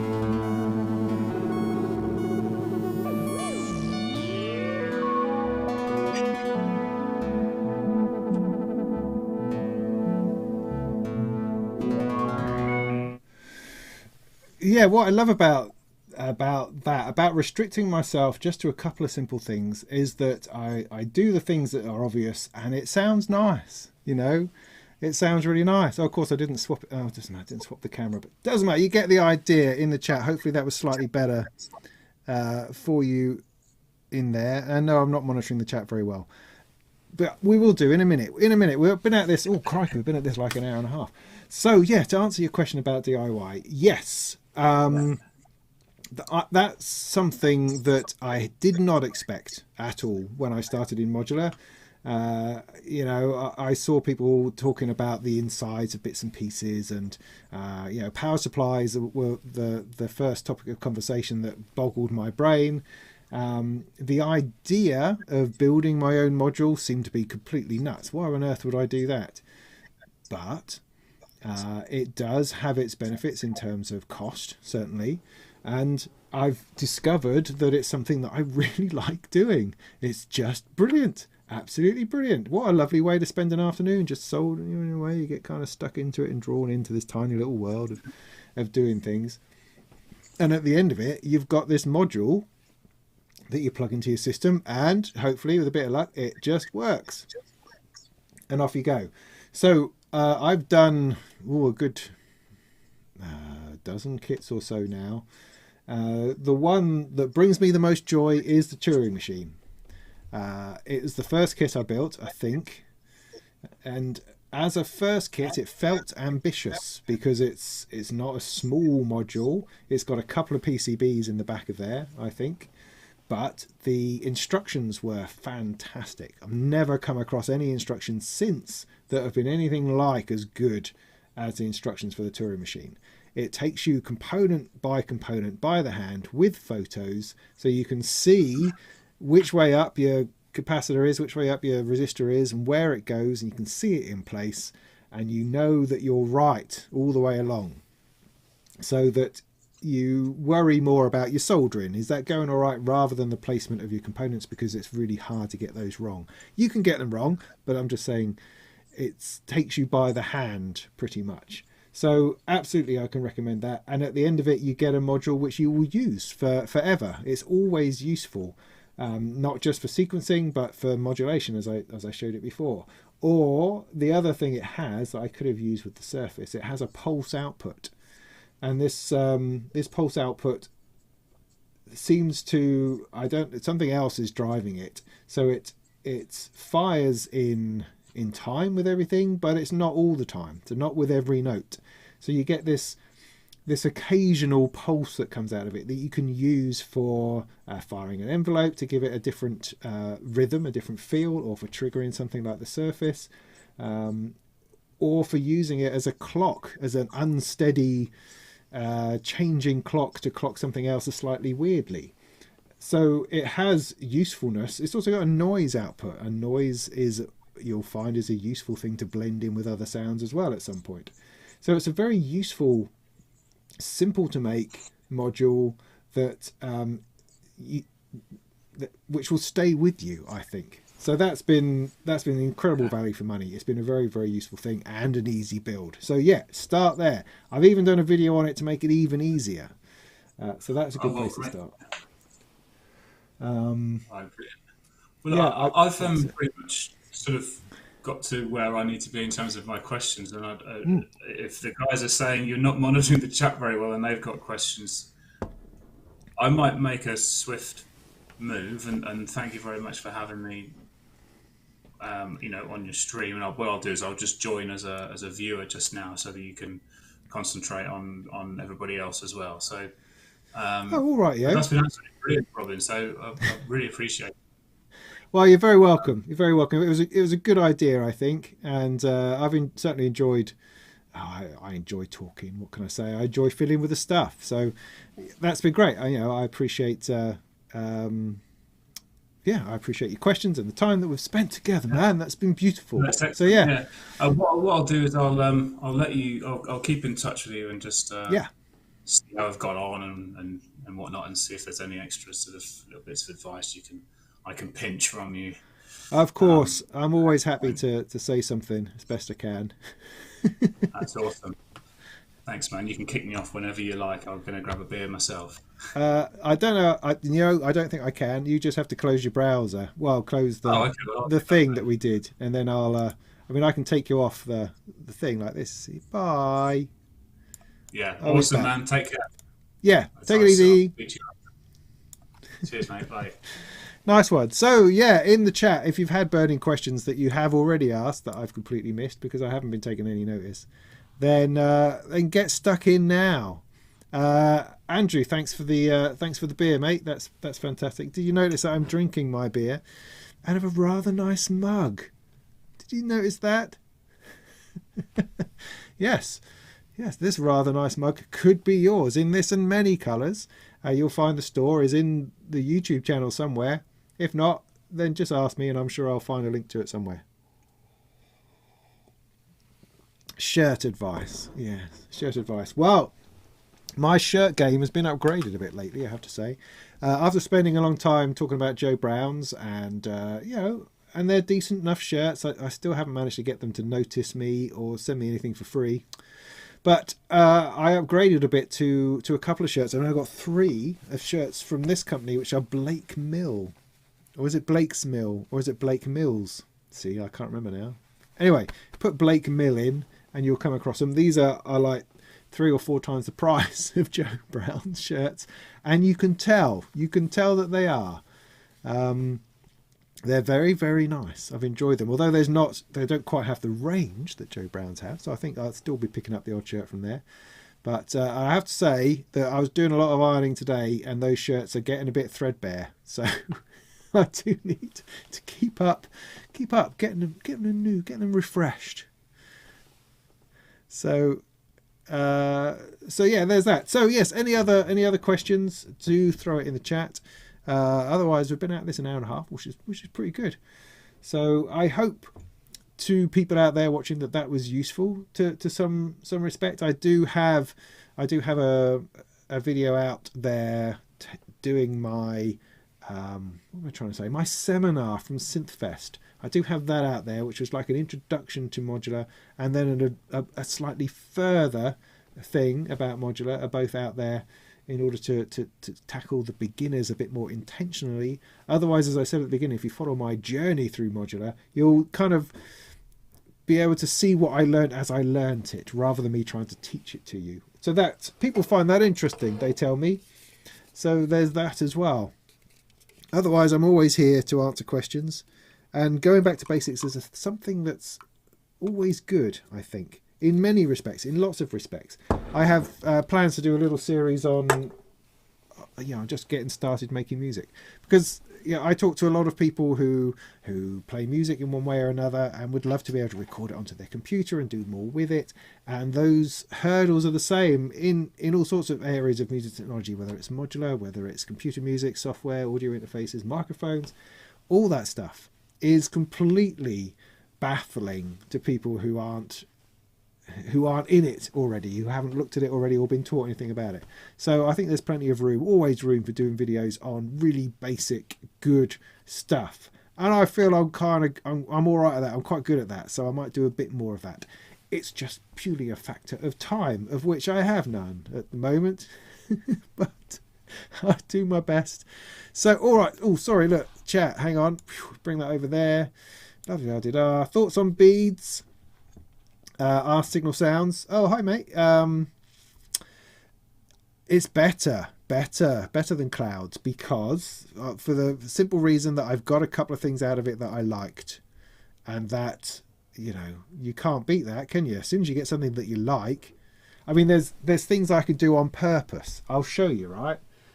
I'll take the output of me the output of the Surface, plug that into it. I'm out of cables, so I'll borrow that one from there, take the output of that, plug that into the in on that. Right, so oh, hang on, I've lost me handle to move me. No, they don't want to do that. That's poor guy. He's gone already. Look, he's there. He's frozen. He's gone. What do I want to do? I want to bring up this thing here. It's so professional, this show. You know it is. So I've got beads here hidden behind this yellow thing. Am I going to need that? Let me take that out of there. Put that over there. That's helpful. That's really helpful. Thanks for that. So yeah, beads is here somewhere that you can't see. I've just stuck the Surface through it. Let's take everything else out.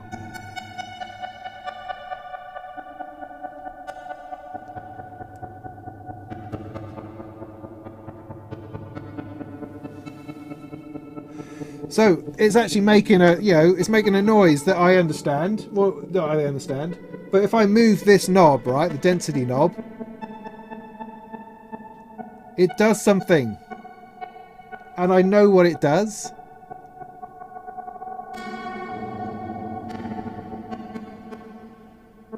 I don't know what its purpose is, but I know that I move that knob, it changes the speed of that thing happening that's happening.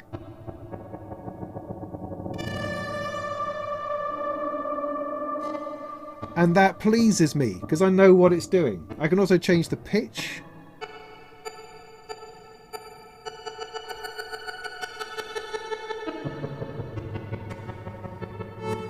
I can also make it sound more reversed.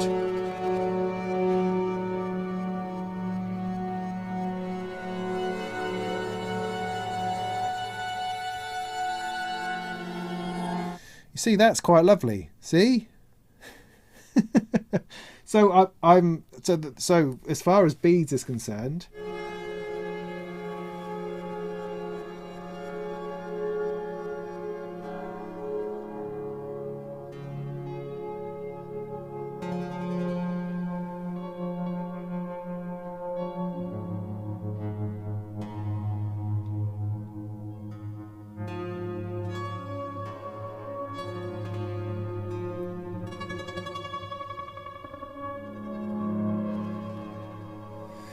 yeah, I'm getting things out of it that that make some kind of sense, that I can play with, that I can toy with, I can shape and modulate, and that makes me happy. I couldn't seem to do that on clouds, but you have to also understand that I owned clouds like 2 years ago, so that I've been through a lot since then. I've learnt a lot since then, so maybe that's also a factor. So I've found beads to be far more accessible than clouds was. Clouds just did my head in. I couldn't seem to get anywhere with it. So yeah, nice. A nice result, I think. Jamie, you'd like to know about the other modules? Okay, in a minute. I'll just get through some of these other questions here first, and then we could well do that. What are my thoughts on PC simulations of modular, even as a learning tool? Yes, good. Can be good. Because, I mean, we have things like voltage modular, we have soft tube modular, and we have VCV rack. VCV rack, of course, being the most immediately available, I think, to people. I think there's pros and cons with it, in that it gives you access to an enormous range of stuff that you can plug together. My fear about it is that it can be overwhelming and completely baffling. Excuse me. I think there's a lot to be said for, picking up a cable and physically following it around with your hands. Now, of course, you can do that with a mouse, but the temptation with something like VCV Rack is that you'll load up somebody else's patch and it will go whoom, and it will make all this sound. You'll go, oh wow, that's great, and you'll have no clue as to how any of that is working or doing anything. And then you'll go, all right, I'll load up the default thing, and you'll plug in an oscillator and you go, well, that sounds shit. That sounds terrible. Because it does. And, you'll play with a couple of the things, you'll not understand why it's not doing what it's doing, and it'll be making this awful sound. And so you'll end up loading up somebody else's patch again and enjoying that. I find that I don't think there's the opportunity for progression in the same way as there is with hardware. I think with hardware, for a number of reasons, you've just spent a whole load of money on a case and a power supply and now some modules, and so you have that as a pressure to push you towards finding out how it works. With a free piece of software, you don't have any of that. You have none of that obligation to get anywhere. It's just, oh, for fun or not, I've got 5 minutes, well, whatever. But with hardware modular, you are invested in it, and that is what you need to get you through those first faltering steps of just making a squeaky sound and wondering why it doesn't sound as awesome as you think it should. Because when I first started, when I made my first sounds, I wasn't getting nothing. Oh, I've unplugged it. I wasn't getting that sort of awesomeness.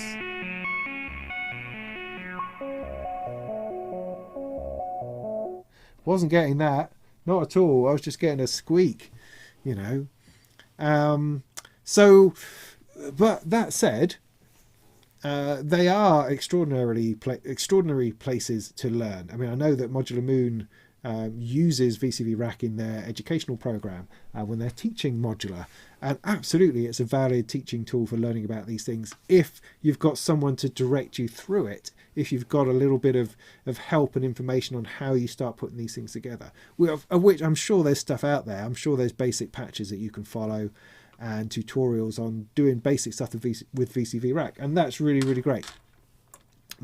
As I say, my worry about it is that it'll end up being a preset surfing place, and I think it'll become too overwhelming to learn because you have access to everything. You could load up 100 clouds, for instance, and I don't know that that's helpful in learning about synthesis and learning about modular. You need to have bare naked parts in your hands and have to physically connect them up in order to really appreciate it, I think.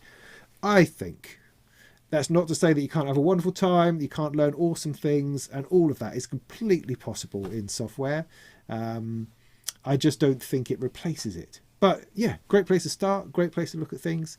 Just go easy, take things one step at a time, you know. And don't assume that your experience in hardware will be the same, because I don't think it will. Sean, thanks for sticking around.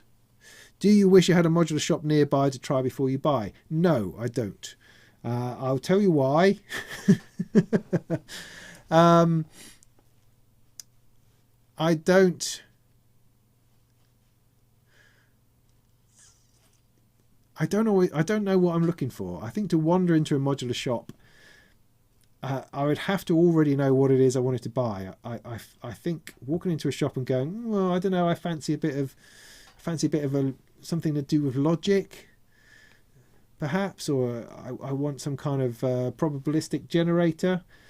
I don't know how those conversations are supposed to go. I tend to find that I see a module and it will either speak to me or it won't. I'll then watch some demos of it. It will either speak to me or it won't. And at some point there's a tipping point where I go, I must have it, or nah, I'll see later on. If then there was a shop down the road I could walk to, buy it and come home, yes.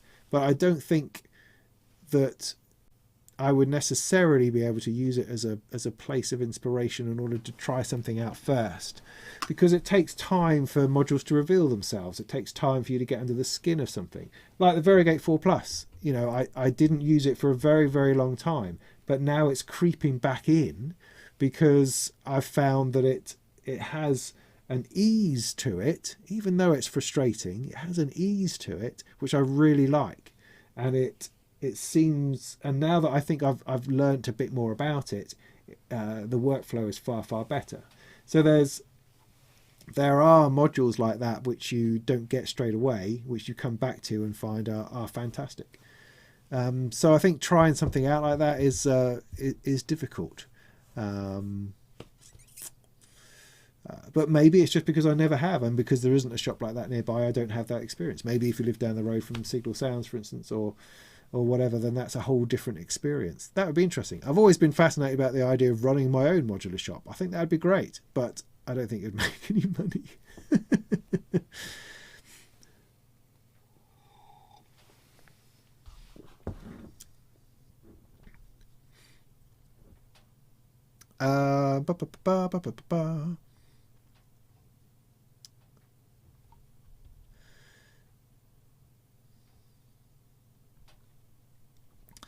The name Molten, where did it come from? It came from a sermon by Spurgeon, where he talked about men's hearts being turned into molten lead through meditation. So I was at the time working on this series of meditation music for the Greenbelt Christian Arts Festival. I was going to run some meditation workshops using, well, at the time, it was all laptop based. And when I was looking about trying to find, because I mean the religious background that I come from would kind of frown upon that kind of thing, frowns upon things like meditation and more high church stuff, whereas my personal spiritual journey, I encompass all sorts of different flavors and forms of character and forms of worship. And so I was bringing this along, and I needed something which was going to justify the reason that I was pursuing meditation, when the elders in my church really didn't like the idea at all. They found it very, earthy, pantheism, that kind of thing, very new agey. That's not what they were into, whereas I kind of was. So I did a lot of research into it to make sure that it was a sound idea, and the fact that I hit onto a conservative theologian like Spurgeon and was able to go, ha ha ha, this old crony here, he says it's a good thing, right? That was really helpful to me in pushing forward my own agenda. So yeah, and I like that word very much, Molten, and so the first album was called Molten Meditation. And I think Spurgeon's description of meditation and what it does to your heart, I think, is very apt, and so I've taken that on. And then I just used that as the name for the meditation music that I did, and kind of used it as a bit of an artist name for a few years. And then I had the opportunity to create my own company, because the company I was working for building audio PCs just went completely bonkers in a bad way, and I had to get out. And I had to, like, in the course of a weekend of getting out of this one thing that I was doing, I had to try to create a company and retain all of my business at the same time. And so after thinking of lots of different possibilities, Molten just kept coming back up, and Molten Music Technology really rolls off the tongue and works. And so I've followed that ever since, and I'm now Molten everything. Molten mugs, Molten motorcycles, I hope, at some point. So there you go. That's a little diversion. Right. Having put together a lot of DIY modules, do you have a better understanding of the hardware or just the soldering process? Just the soldering process. There's nothing in soldering kits that is going to teach you about how synthesizers work. Nothing. You might as well be making a fridge. Could be making a fridge. You could be building an electric train or a remote control car. It makes no difference, because you've got a PCB, you've got a set of instructions, you've got a list of components, and you're putting them in and you're soldering it together. There's nothing in there which is musical. There's nothing in there which is telling you that that's a filter, that's an amplifier, that you're putting those things together. Nothing. And even when you're troubleshooting, you're getting a multimeter out and going, does this leg run to this leg? Not, does this oscillation run to this output? That's not what you're looking at. You're purely looking at electronics. So that's the piece of the puzzle, if you like, that's missing. If you think that building kits is going to teach you about synthesizer electronics, then I don't think it will. That takes nothing away from how much fun it is, and the very fact that you get something musical at the end of it, that's awesome. The soldering is awesome. The putting it together and spending the time doing that is awesome. The result is awesome. The fact that you've not learned about synthesizers is neither here nor there, really. I know Erica Synths are trying to remedy that with their forthcoming or incoming line of DIY modules. They're trying to do something about that, because I think Gertz has watched me build kits and has thought to himself, he's not learning nothing, that guy. He's learning nothing about it. He's just doing soldering, which is true. I'm just really doing soldering. So yeah, I think, I'm talking about building from kits where it's all, it's all given to you. This is how you build it. This is what you do. I think if you were building from a schematic, or if you bought just the PCB and front panel and had to source your own components, that there would be more chance, more opportunity to learn about it, because you may have to substitute bits for pieces. It's like I did that live stream with Look Mum No Computer with Sam from Look Mum No Computer, where I was building a Cosmo module, which I still have. They're all here, and I am going to get back to doing that. And that was so illuminating because he talked about components like he knew what they were doing, which he does. So when I couldn't find the right value resistor, he would look at it, he'd look at the PCB and the schematic and go, well, you don't actually need that one, you could have this one. And in my head, I'm going, well, what are you talking about? Because it says I need a 10 kilo ohm resistor. How can I use an 8 kilo ohm one? That's just nuts. I have to use a 10 one because that's what it says. When that's because I don't understand the electronics and what is actually going on. Whereas he does, and he knows that actually the resistor value, it doesn't matter necessarily, or the capacitor value doesn't matter in this case, or it needs to be between here and here, and it will still have the same effect or a different effect. I don't have that level of understanding. And if I did, I think you can get to that level once you're sourcing your own components and building from PCBs, or then building from schematics, putting things together yourself. I don't have that yet, and that's something to look forward to. But you won't get that through building kits, I don't think. I don't think you will. Don't think you will. Do I understand envelope generators? Yeah, to a degree. There's still stuff about it that boggles my mind. Stuff about it you go, well, why is it doing that? That shouldn't be like that, should it? And then I go through stages where, why does anybody use anything other than attack and decay? If I'm playing with a keyboard, then things like sustain and stuff seems to make some kind of sense, and release and such like. But otherwise, attack and decay, just a rise and fall is all you need in most cases, I would say. See, I don't really understand it at all, do I? And I certainly don't use it for anything other than making acidy bass lines.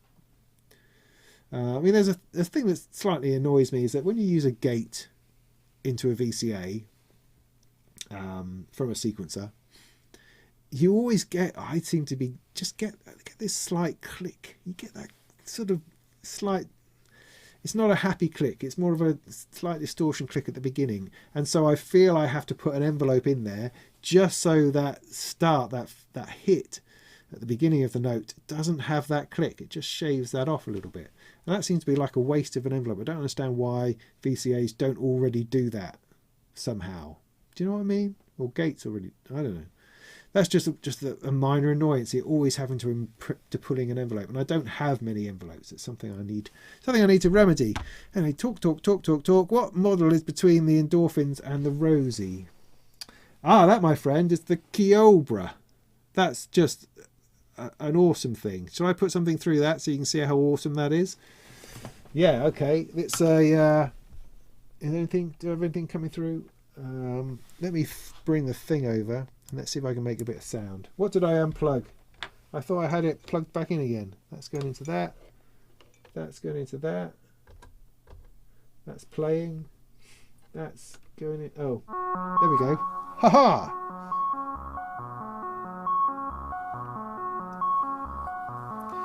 So I'm going to take the output, plug it into this fella here. Now I haven't I've played with it a lot, but I haven't done any how do you use it type playing with it. I've just fiddled with it.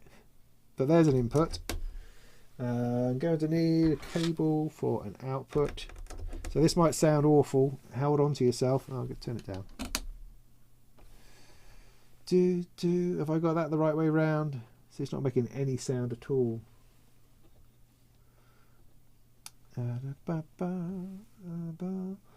Oh, that's not the right one. You see, that's not the right cable.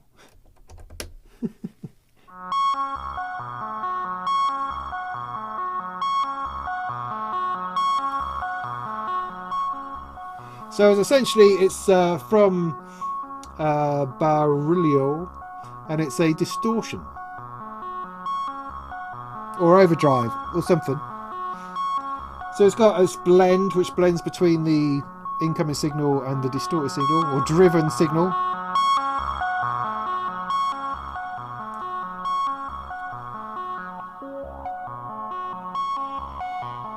I'll just play with it a minute.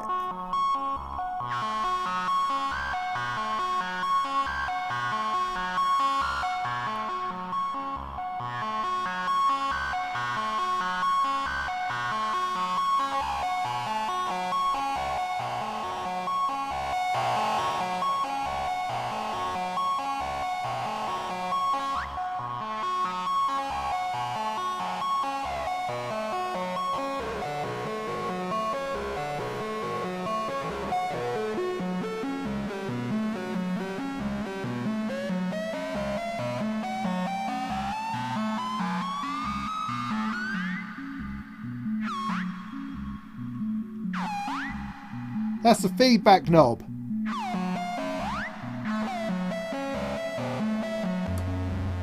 That's a drive switch.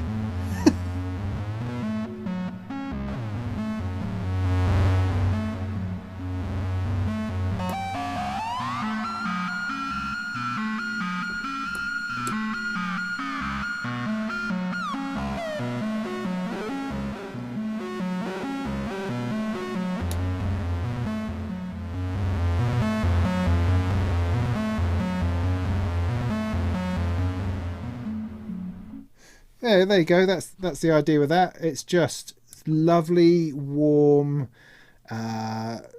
creative growliness, and you can play with that feedback knob and create all sorts of stuff. And it has CV inputs and other switches on it that I don't understand. But I'll get to it.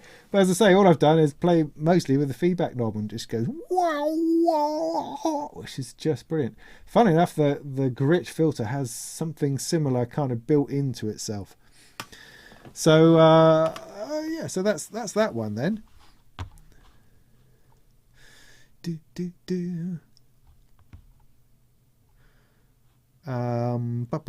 Going back down.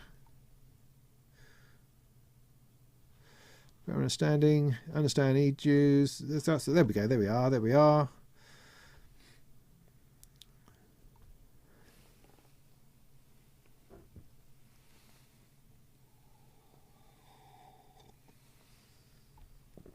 Jeremy is saying that it's an issue that doesn't get enough coverage and becomes a huge thing once your system gets big enough. You're obviously answering or talking about something further up the thing. Any thoughts on 0-volt bus between multi-case systems? I have no clue what that means, mate. None at all. I've got multiple cases. I don't know. I've got a case with 3 rows that runs on one power supply that are looped into a power supply on each one is looped from the same wall wart. And so the other one, and then I've got the new case there that's got its own power supply. This one has its own power supply. I don't know what 0-volt bus means. I don't know. But that sounds really exciting. Sounds like it's important as well. So I'm sure you can let us know. Oh, Steve, thank you. Oh, bless you for Nerlies. Yeah, nice. Where am I? Cool. Yeah, the old chat's gone on. Right, sorry, let me try to catch up because it's nearly 10 o'clock.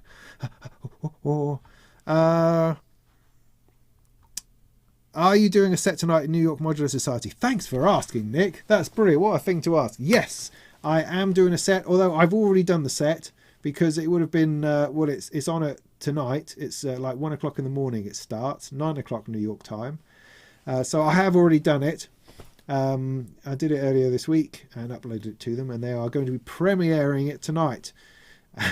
And I have no idea how well or badly it's going to fit in with what they're doing. I mean, the geezer over there, he was quite excited about the idea that I would do it. I mean, funny enough, they asked me ages ago, sort of before Christmas, and I was just too busy. I wasn't able to give it any time because what New York Modular Society do is they give you a task or a challenge in order to do. They don't just say, hey, would you just send us a tune of you playing lovely sounds?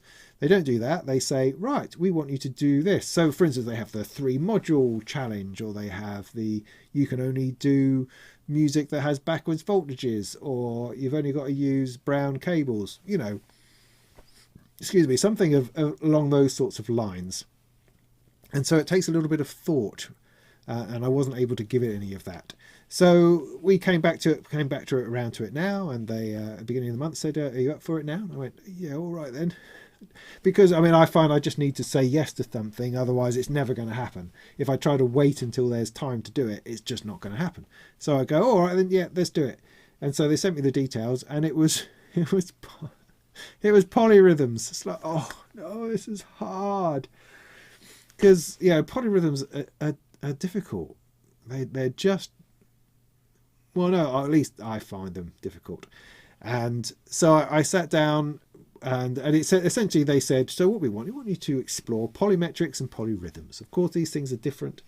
Polymetrics are, that's the easy stuff. That's when you've got everything is on the same beat, everything's playing the same notes. You've just got two sequences which are of different lengths. So you've got something which is 4 notes spinning around, you've got something which is 6 notes spinning around. And, you know, they start off together and then they slightly offset and then they come back together and slightly offset. And it's good. It feels good. It's got a good groove. You get variations going in. I'm a big fan of the 12-note sequence, for instance, up against 4-note and 8-note sequences, because you get this changing, this sense that it's bigger than it actually is. And that's great. And I can do that all day long. No problem. Polyrhythms, gee whiz, that's when only the first note is on the same note. Everything else after that is different until it loops again. That's hard. And it's hard. I mean, it's musically hard, but it's also machine hard, because how do you get, where's your clock coming from, which is going to be off the clock which the clock is clocking? You know, I don't know how you do that. But anyway, so I fought with it and tried to work it out, and I got to the point where I found that I could do triplets. So triplets is essentially a polyrhythm against the normal, the actual timing of the piece. Timing of the piece and the triplets are a polyrhythm of the thing. Yeah. So I managed to be able to do that, and that's what I went for. So I worked on this piece which had these competing things, and it was difficult because it never felt quite right, or is it? And then it goes in, it goes out, and you're trying to add further things to it, and that's like difficult. But in the end I came up with something which was remarkably upbeat and kind of joyful and interesting.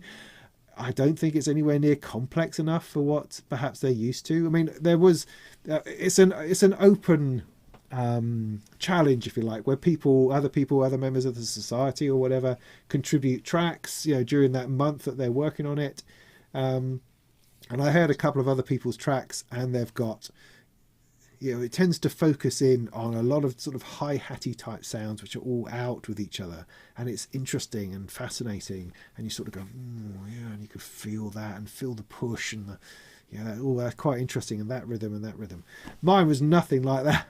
Mine was like, here's a thing, here's another thing which going in a different thing. And then I'm going to fade that one out, and we're going to go and do a groovy thing over here, and then we're going to bring that back in, and it goes, So yeah, I don't quite know how well it will be received this evening, but I worked bloody hard on it, and it's I feel satisfied that I did what was asked of me. How competent or awesome it is, I have no clue in comparison to what the other people will be doing, but I might try to get an hour's kip or something and then try to be awake for it, because I think it will be interesting to hear people's reaction. I'd quite like to see that. So yeah, New York Synth Society, New York Modular Society, nyms.love, LOVE is the web address. It will be on Twitch starting tonight at 1 o'clock in the morning. Or maybe I won't. I don't know. Anyway, but it will be fun. But I also have the performance ready to go on YouTube. You know, over the weekend I'll turn those on. And I also did a patch breakdown before I took the thing apart. So hopefully that will be interesting to people. So yeah, thanks for bringing that up. That's later. Excuse me. Roboclops mentioned the fact that VCV Rack is a great place to test mutable instruments and Instruo modules. Kinda. When all the Instruo modules went onto VCV Rack, I jumped in there and I loaded up a Troyer, the 3 thing. I stuck it through Harmony because those are 2 things that I'd love to be able to do, and it sounded awful, and I could not make it sound nice. So I wonder about the authenticity of the sound of those modules within VCV Rack, or also my ability to do it, because I kind of got bored, you know, trying to make it work, because I'm in an environment that's I'm not particularly fluent in with VCV Rack, and trying to find the right things to plug in. You have the difficulty where, okay, I want to insert something here, and you get this massive list of modules. It's like, oh no, I know what I want to do, and it's over there, you know, in my hardware. The limitations of hardware means you know where everything is, and you use these things rather than having an enormous list of things to choose from and have no clue what any of them do from their names or descriptions. Yeah. So while it is a good place to try those sorts of things out, I'm yet to really be convinced that it's a real alternative. I think VCV Rack in particular is a massive sound design and synthesizer playground, but it's a different thing. It's a different thing to hardware. People do some great stuff in it as well. Awesome stuff. Anyway.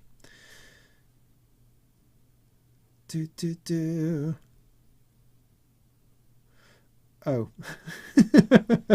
Signal Sound says, well, they're literal clones within VCV Rack. Yeah, maybe they are. But that's the thing. Because when you're building a patch, you build sweetness into it. You know, you just start with a blank oscillator. That's not interesting. It's not sweet. It's not going to make you feel awesome. Probably the most important module in my rack is the reverb, because it makes everything sound lovely. You have to have it.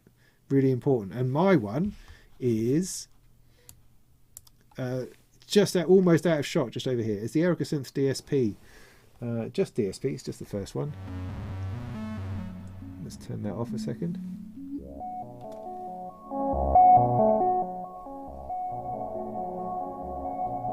And it's just a reverb, but it's a nice one, you know. It's just it does. If somebody said reverb, that's what I would think of. And I always have too much on, but it's lovely. Without it, it's all right.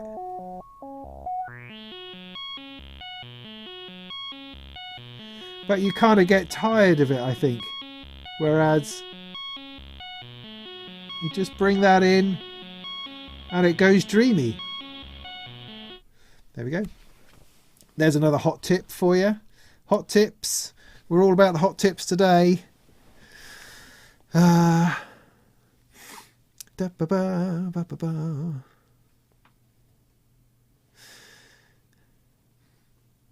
Use a filter as an oscillator. Yeah, that's a great idea. That's, funnily enough, that's what I use the Instruo filter for more than anything. I whack the resonance all the way up so it self-oscillates, which is something, again, you don't really get to do with a regular synthesizer. It's a bit of a modular thing, this idea of you push a filter so that it starts kind of feeding back on itself and it becomes an oscillation. And you get this wonderful sine wave, this wonderful twinkly sine wave out of the Instruo filter. Really, really nice. Used that a lot. And then you control the cutoff and that becomes the pitch. Yeah? It's nice. It's a nice, wonderful thing. Science, man, I think it is.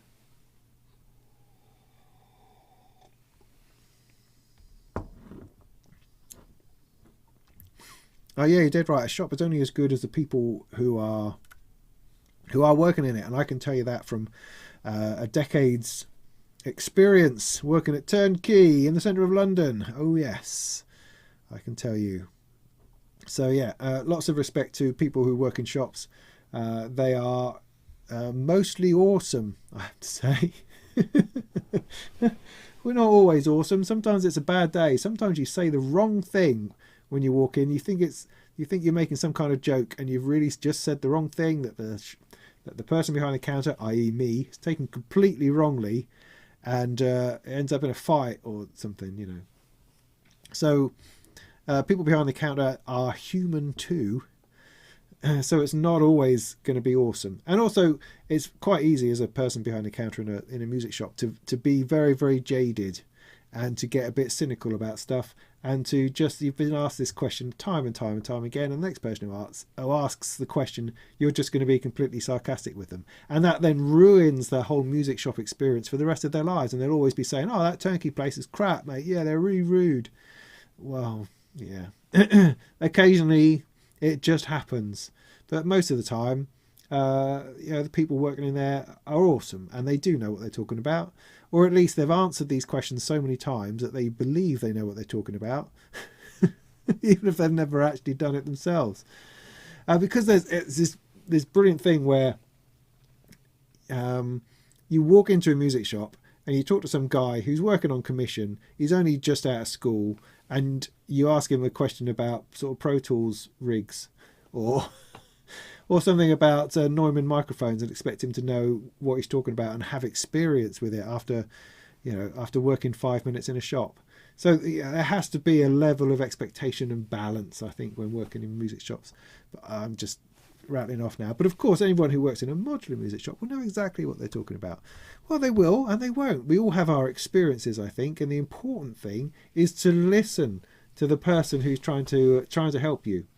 You know, you may go in with a fierce idea of what it is you want to do, but if you're going to go into a modular shop, you know, just be prepared to listen, because everyone has their own journey. There's no right answers in Eurorack. There's plenty of wrong answers, but there's no exactly right answer. But it's really useful, and it's a wise thing to do, to listen to someone who has more experience than you, because they will bring wisdom and clarity. They won't necessarily solve your problem, but they'll certainly bring a decent thought to it. And that's part of the modular community thing, I think, is being prepared to listen to other people's experiences and to take what they've learned and run with it and do it yourself. I think those are all good features. Right, I'm going to skip on down a little bit.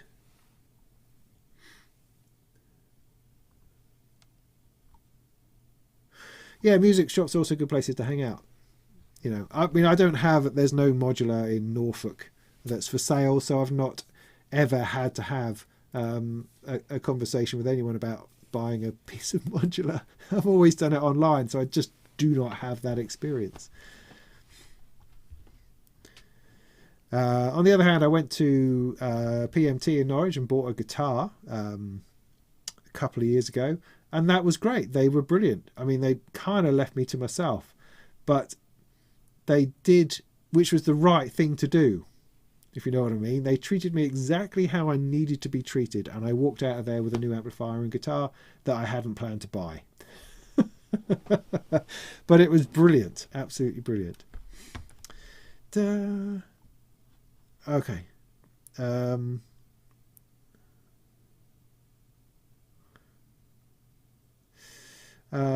Dicky Discord's in there disagreeing with me about soldering, I think, which is great. Yeah, no, you're right. It's about, because you haven't used kits. If you're doing sound modding, if you're trying to modify something, then absolutely you will learn about synthesis and what's going on, because you need to, because that's what you're doing. It's purely the building of kits. You can absolutely build 100 kits of modules. You could build a Descartes' dream, as I am doing, and learn nothing about the internal architecture of synthesizers. Absolutely. Yeah, absolutely. But if you're modding something, you know, you've got a 303 that you want to stick a delay circuit in, you're going to have to learn about where to put that and what that means and how you do that. So yeah, that's being in the modding community, doing modding of stuff. You're going to learn shed loads more about the actual architecture of synthesizers than you will building kits. Absolutely.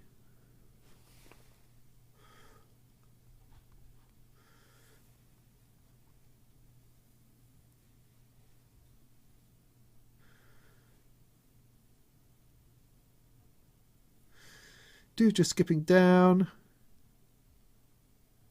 You can put a slew limiter in there. I don't really know what a slew limiter does. Oh, Jeremy, right. So a 0 volt bus, I'm assuming that means volts. I mean, it's a small V, is that right? I don't know. And bus with 2 S's, is that right? I know, I'm being nitpicky now. So a 0 volt bus allows for a low resistance return path, rather than the return path going through the modules themselves. This will reduce noise floor, also act as protection. A return path to what? What is returning down the path? And why wouldn't you want signal going through the modules? What are they there for if not for putting modules through?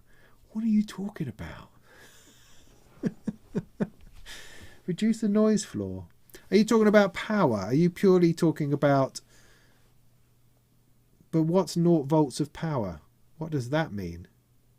I have no clue what you're talking about, mate. Return path, I mean, that sounds like an effect send to me. That's what that terminology means in my language. So a noise floor is about audio. I guess noise is created by power supplies. I don't know, mate. Another time. Another time.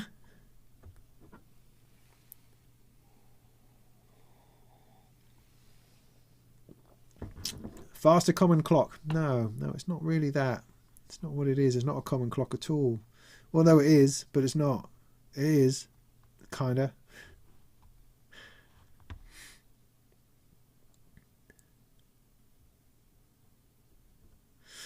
Hex 7, yeah, I know exactly what you mean. The interesting thing, I think what ended up being really interesting in the piece that I was doing was that I had this triplets against this 4, and they worked together, and you felt this movement, you felt this pulsing, and you could feel that there was this groove going on.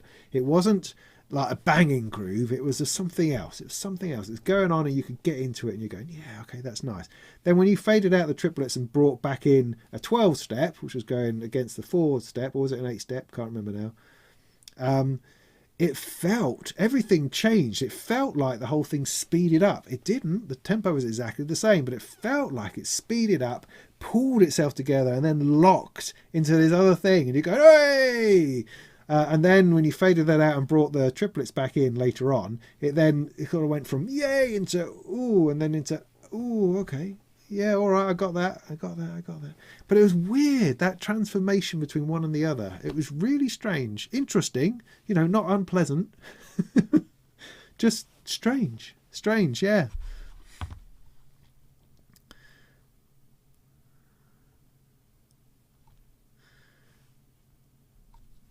Native VS, anything important? No. Nothing. I'm trying to get to the end of this so I can go to bed. Yeah, Jeremy, no, you're way over my head. Sorry, mate.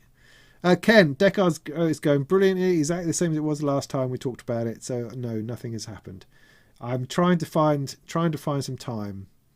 Unfortunately, I just have a pile of things on my desk that I have to get through, and I can't see myself getting out of that.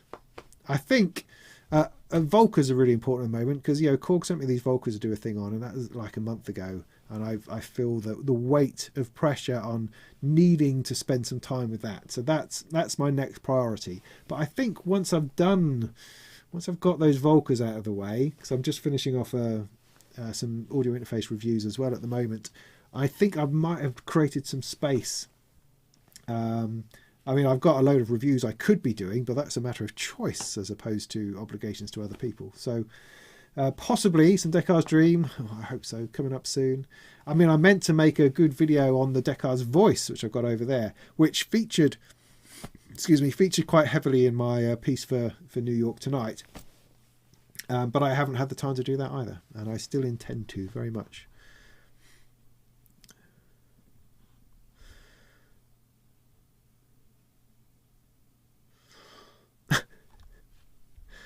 Oh no, they're talking about shrouded headers now.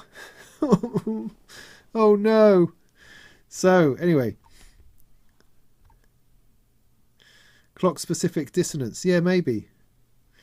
Pushed versus laid back. Yeah. I think we all share common ground. I'm hilarious.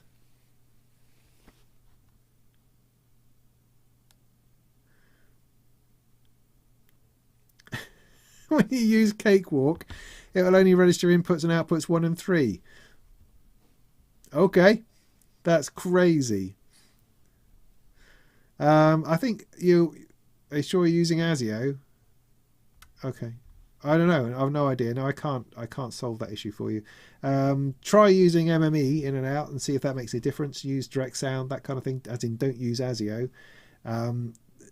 Not because you shouldn't, just because try it and see whether Cakewalk identify the inputs and outputs differently. I don't know. Maybe it's seeing them as stereo, and therefore 1 is 1 and 2, 3 is 3 and 4. I don't know. Those are all possibilities. Cakewalk does weird things to the naming of audio in and out. Always has. What am I going to do with the 1U spaces? Nothing at the moment. I have planned. I know Ritual Electronics has been in touch ages ago to say they'd love to send me stuff if I ever got any 1U, which I now do have. What I don't have is time. So I've decided I'm not going to do anything with the 1U until things open up a bit more and I have a bit more time. Then I can do something interesting with it. At the moment, I can't take on another new thing. I just can't. So I'm just putting that to one side for the minute, and I'll think about it in a couple of months. And then, yes, let's do some 1U stuff.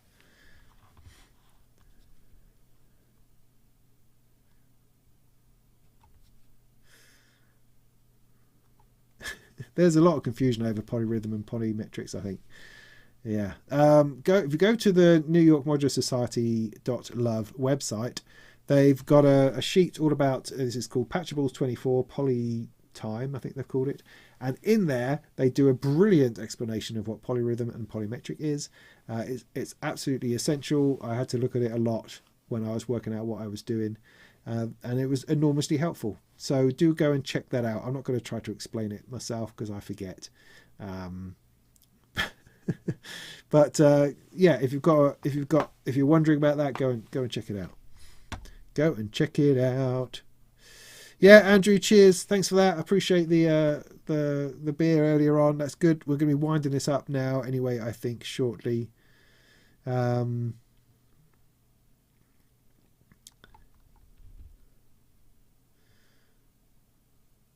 Cool.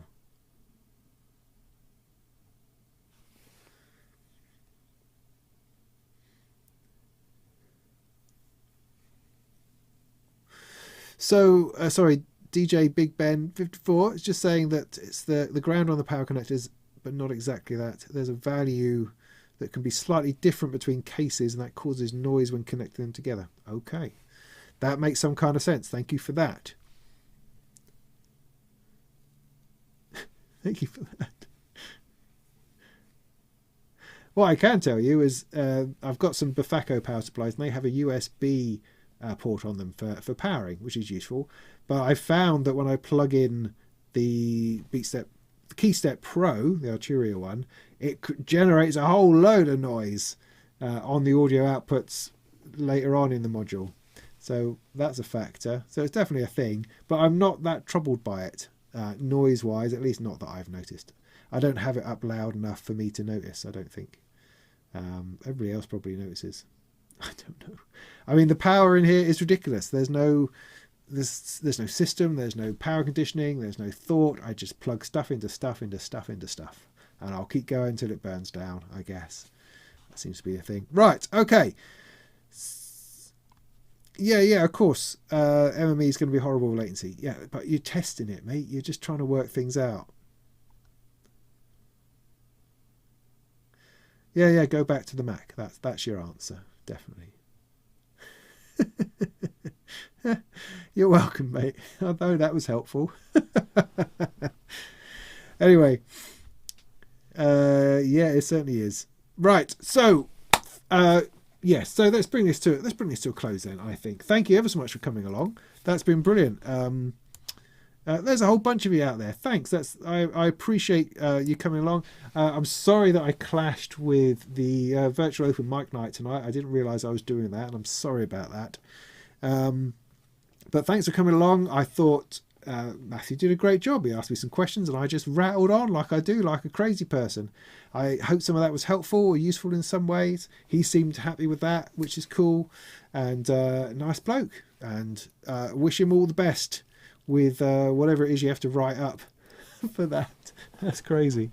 So this will be it for this month. I'm not going to do a live stream on Sunday or anything like that like I usually do after a Molten Monthly. We're just going to crack on and do other things. There's always a ton of stuff coming up. I don't have any plans for live streams at the moment. Don't forget Keys and Frequencies on Saturday at Toman.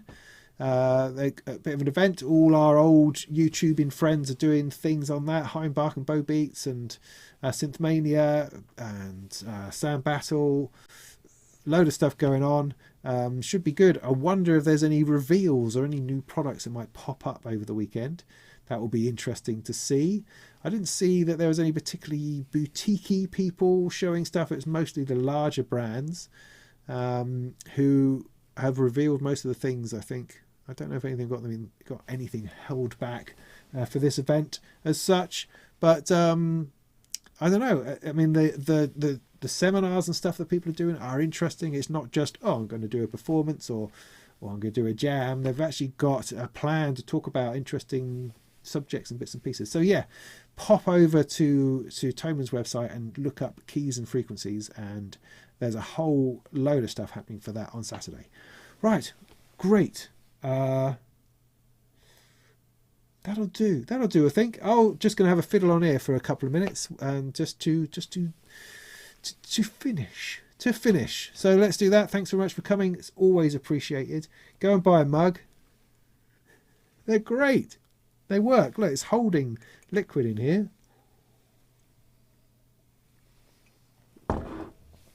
And I will turn my mic off and see you later.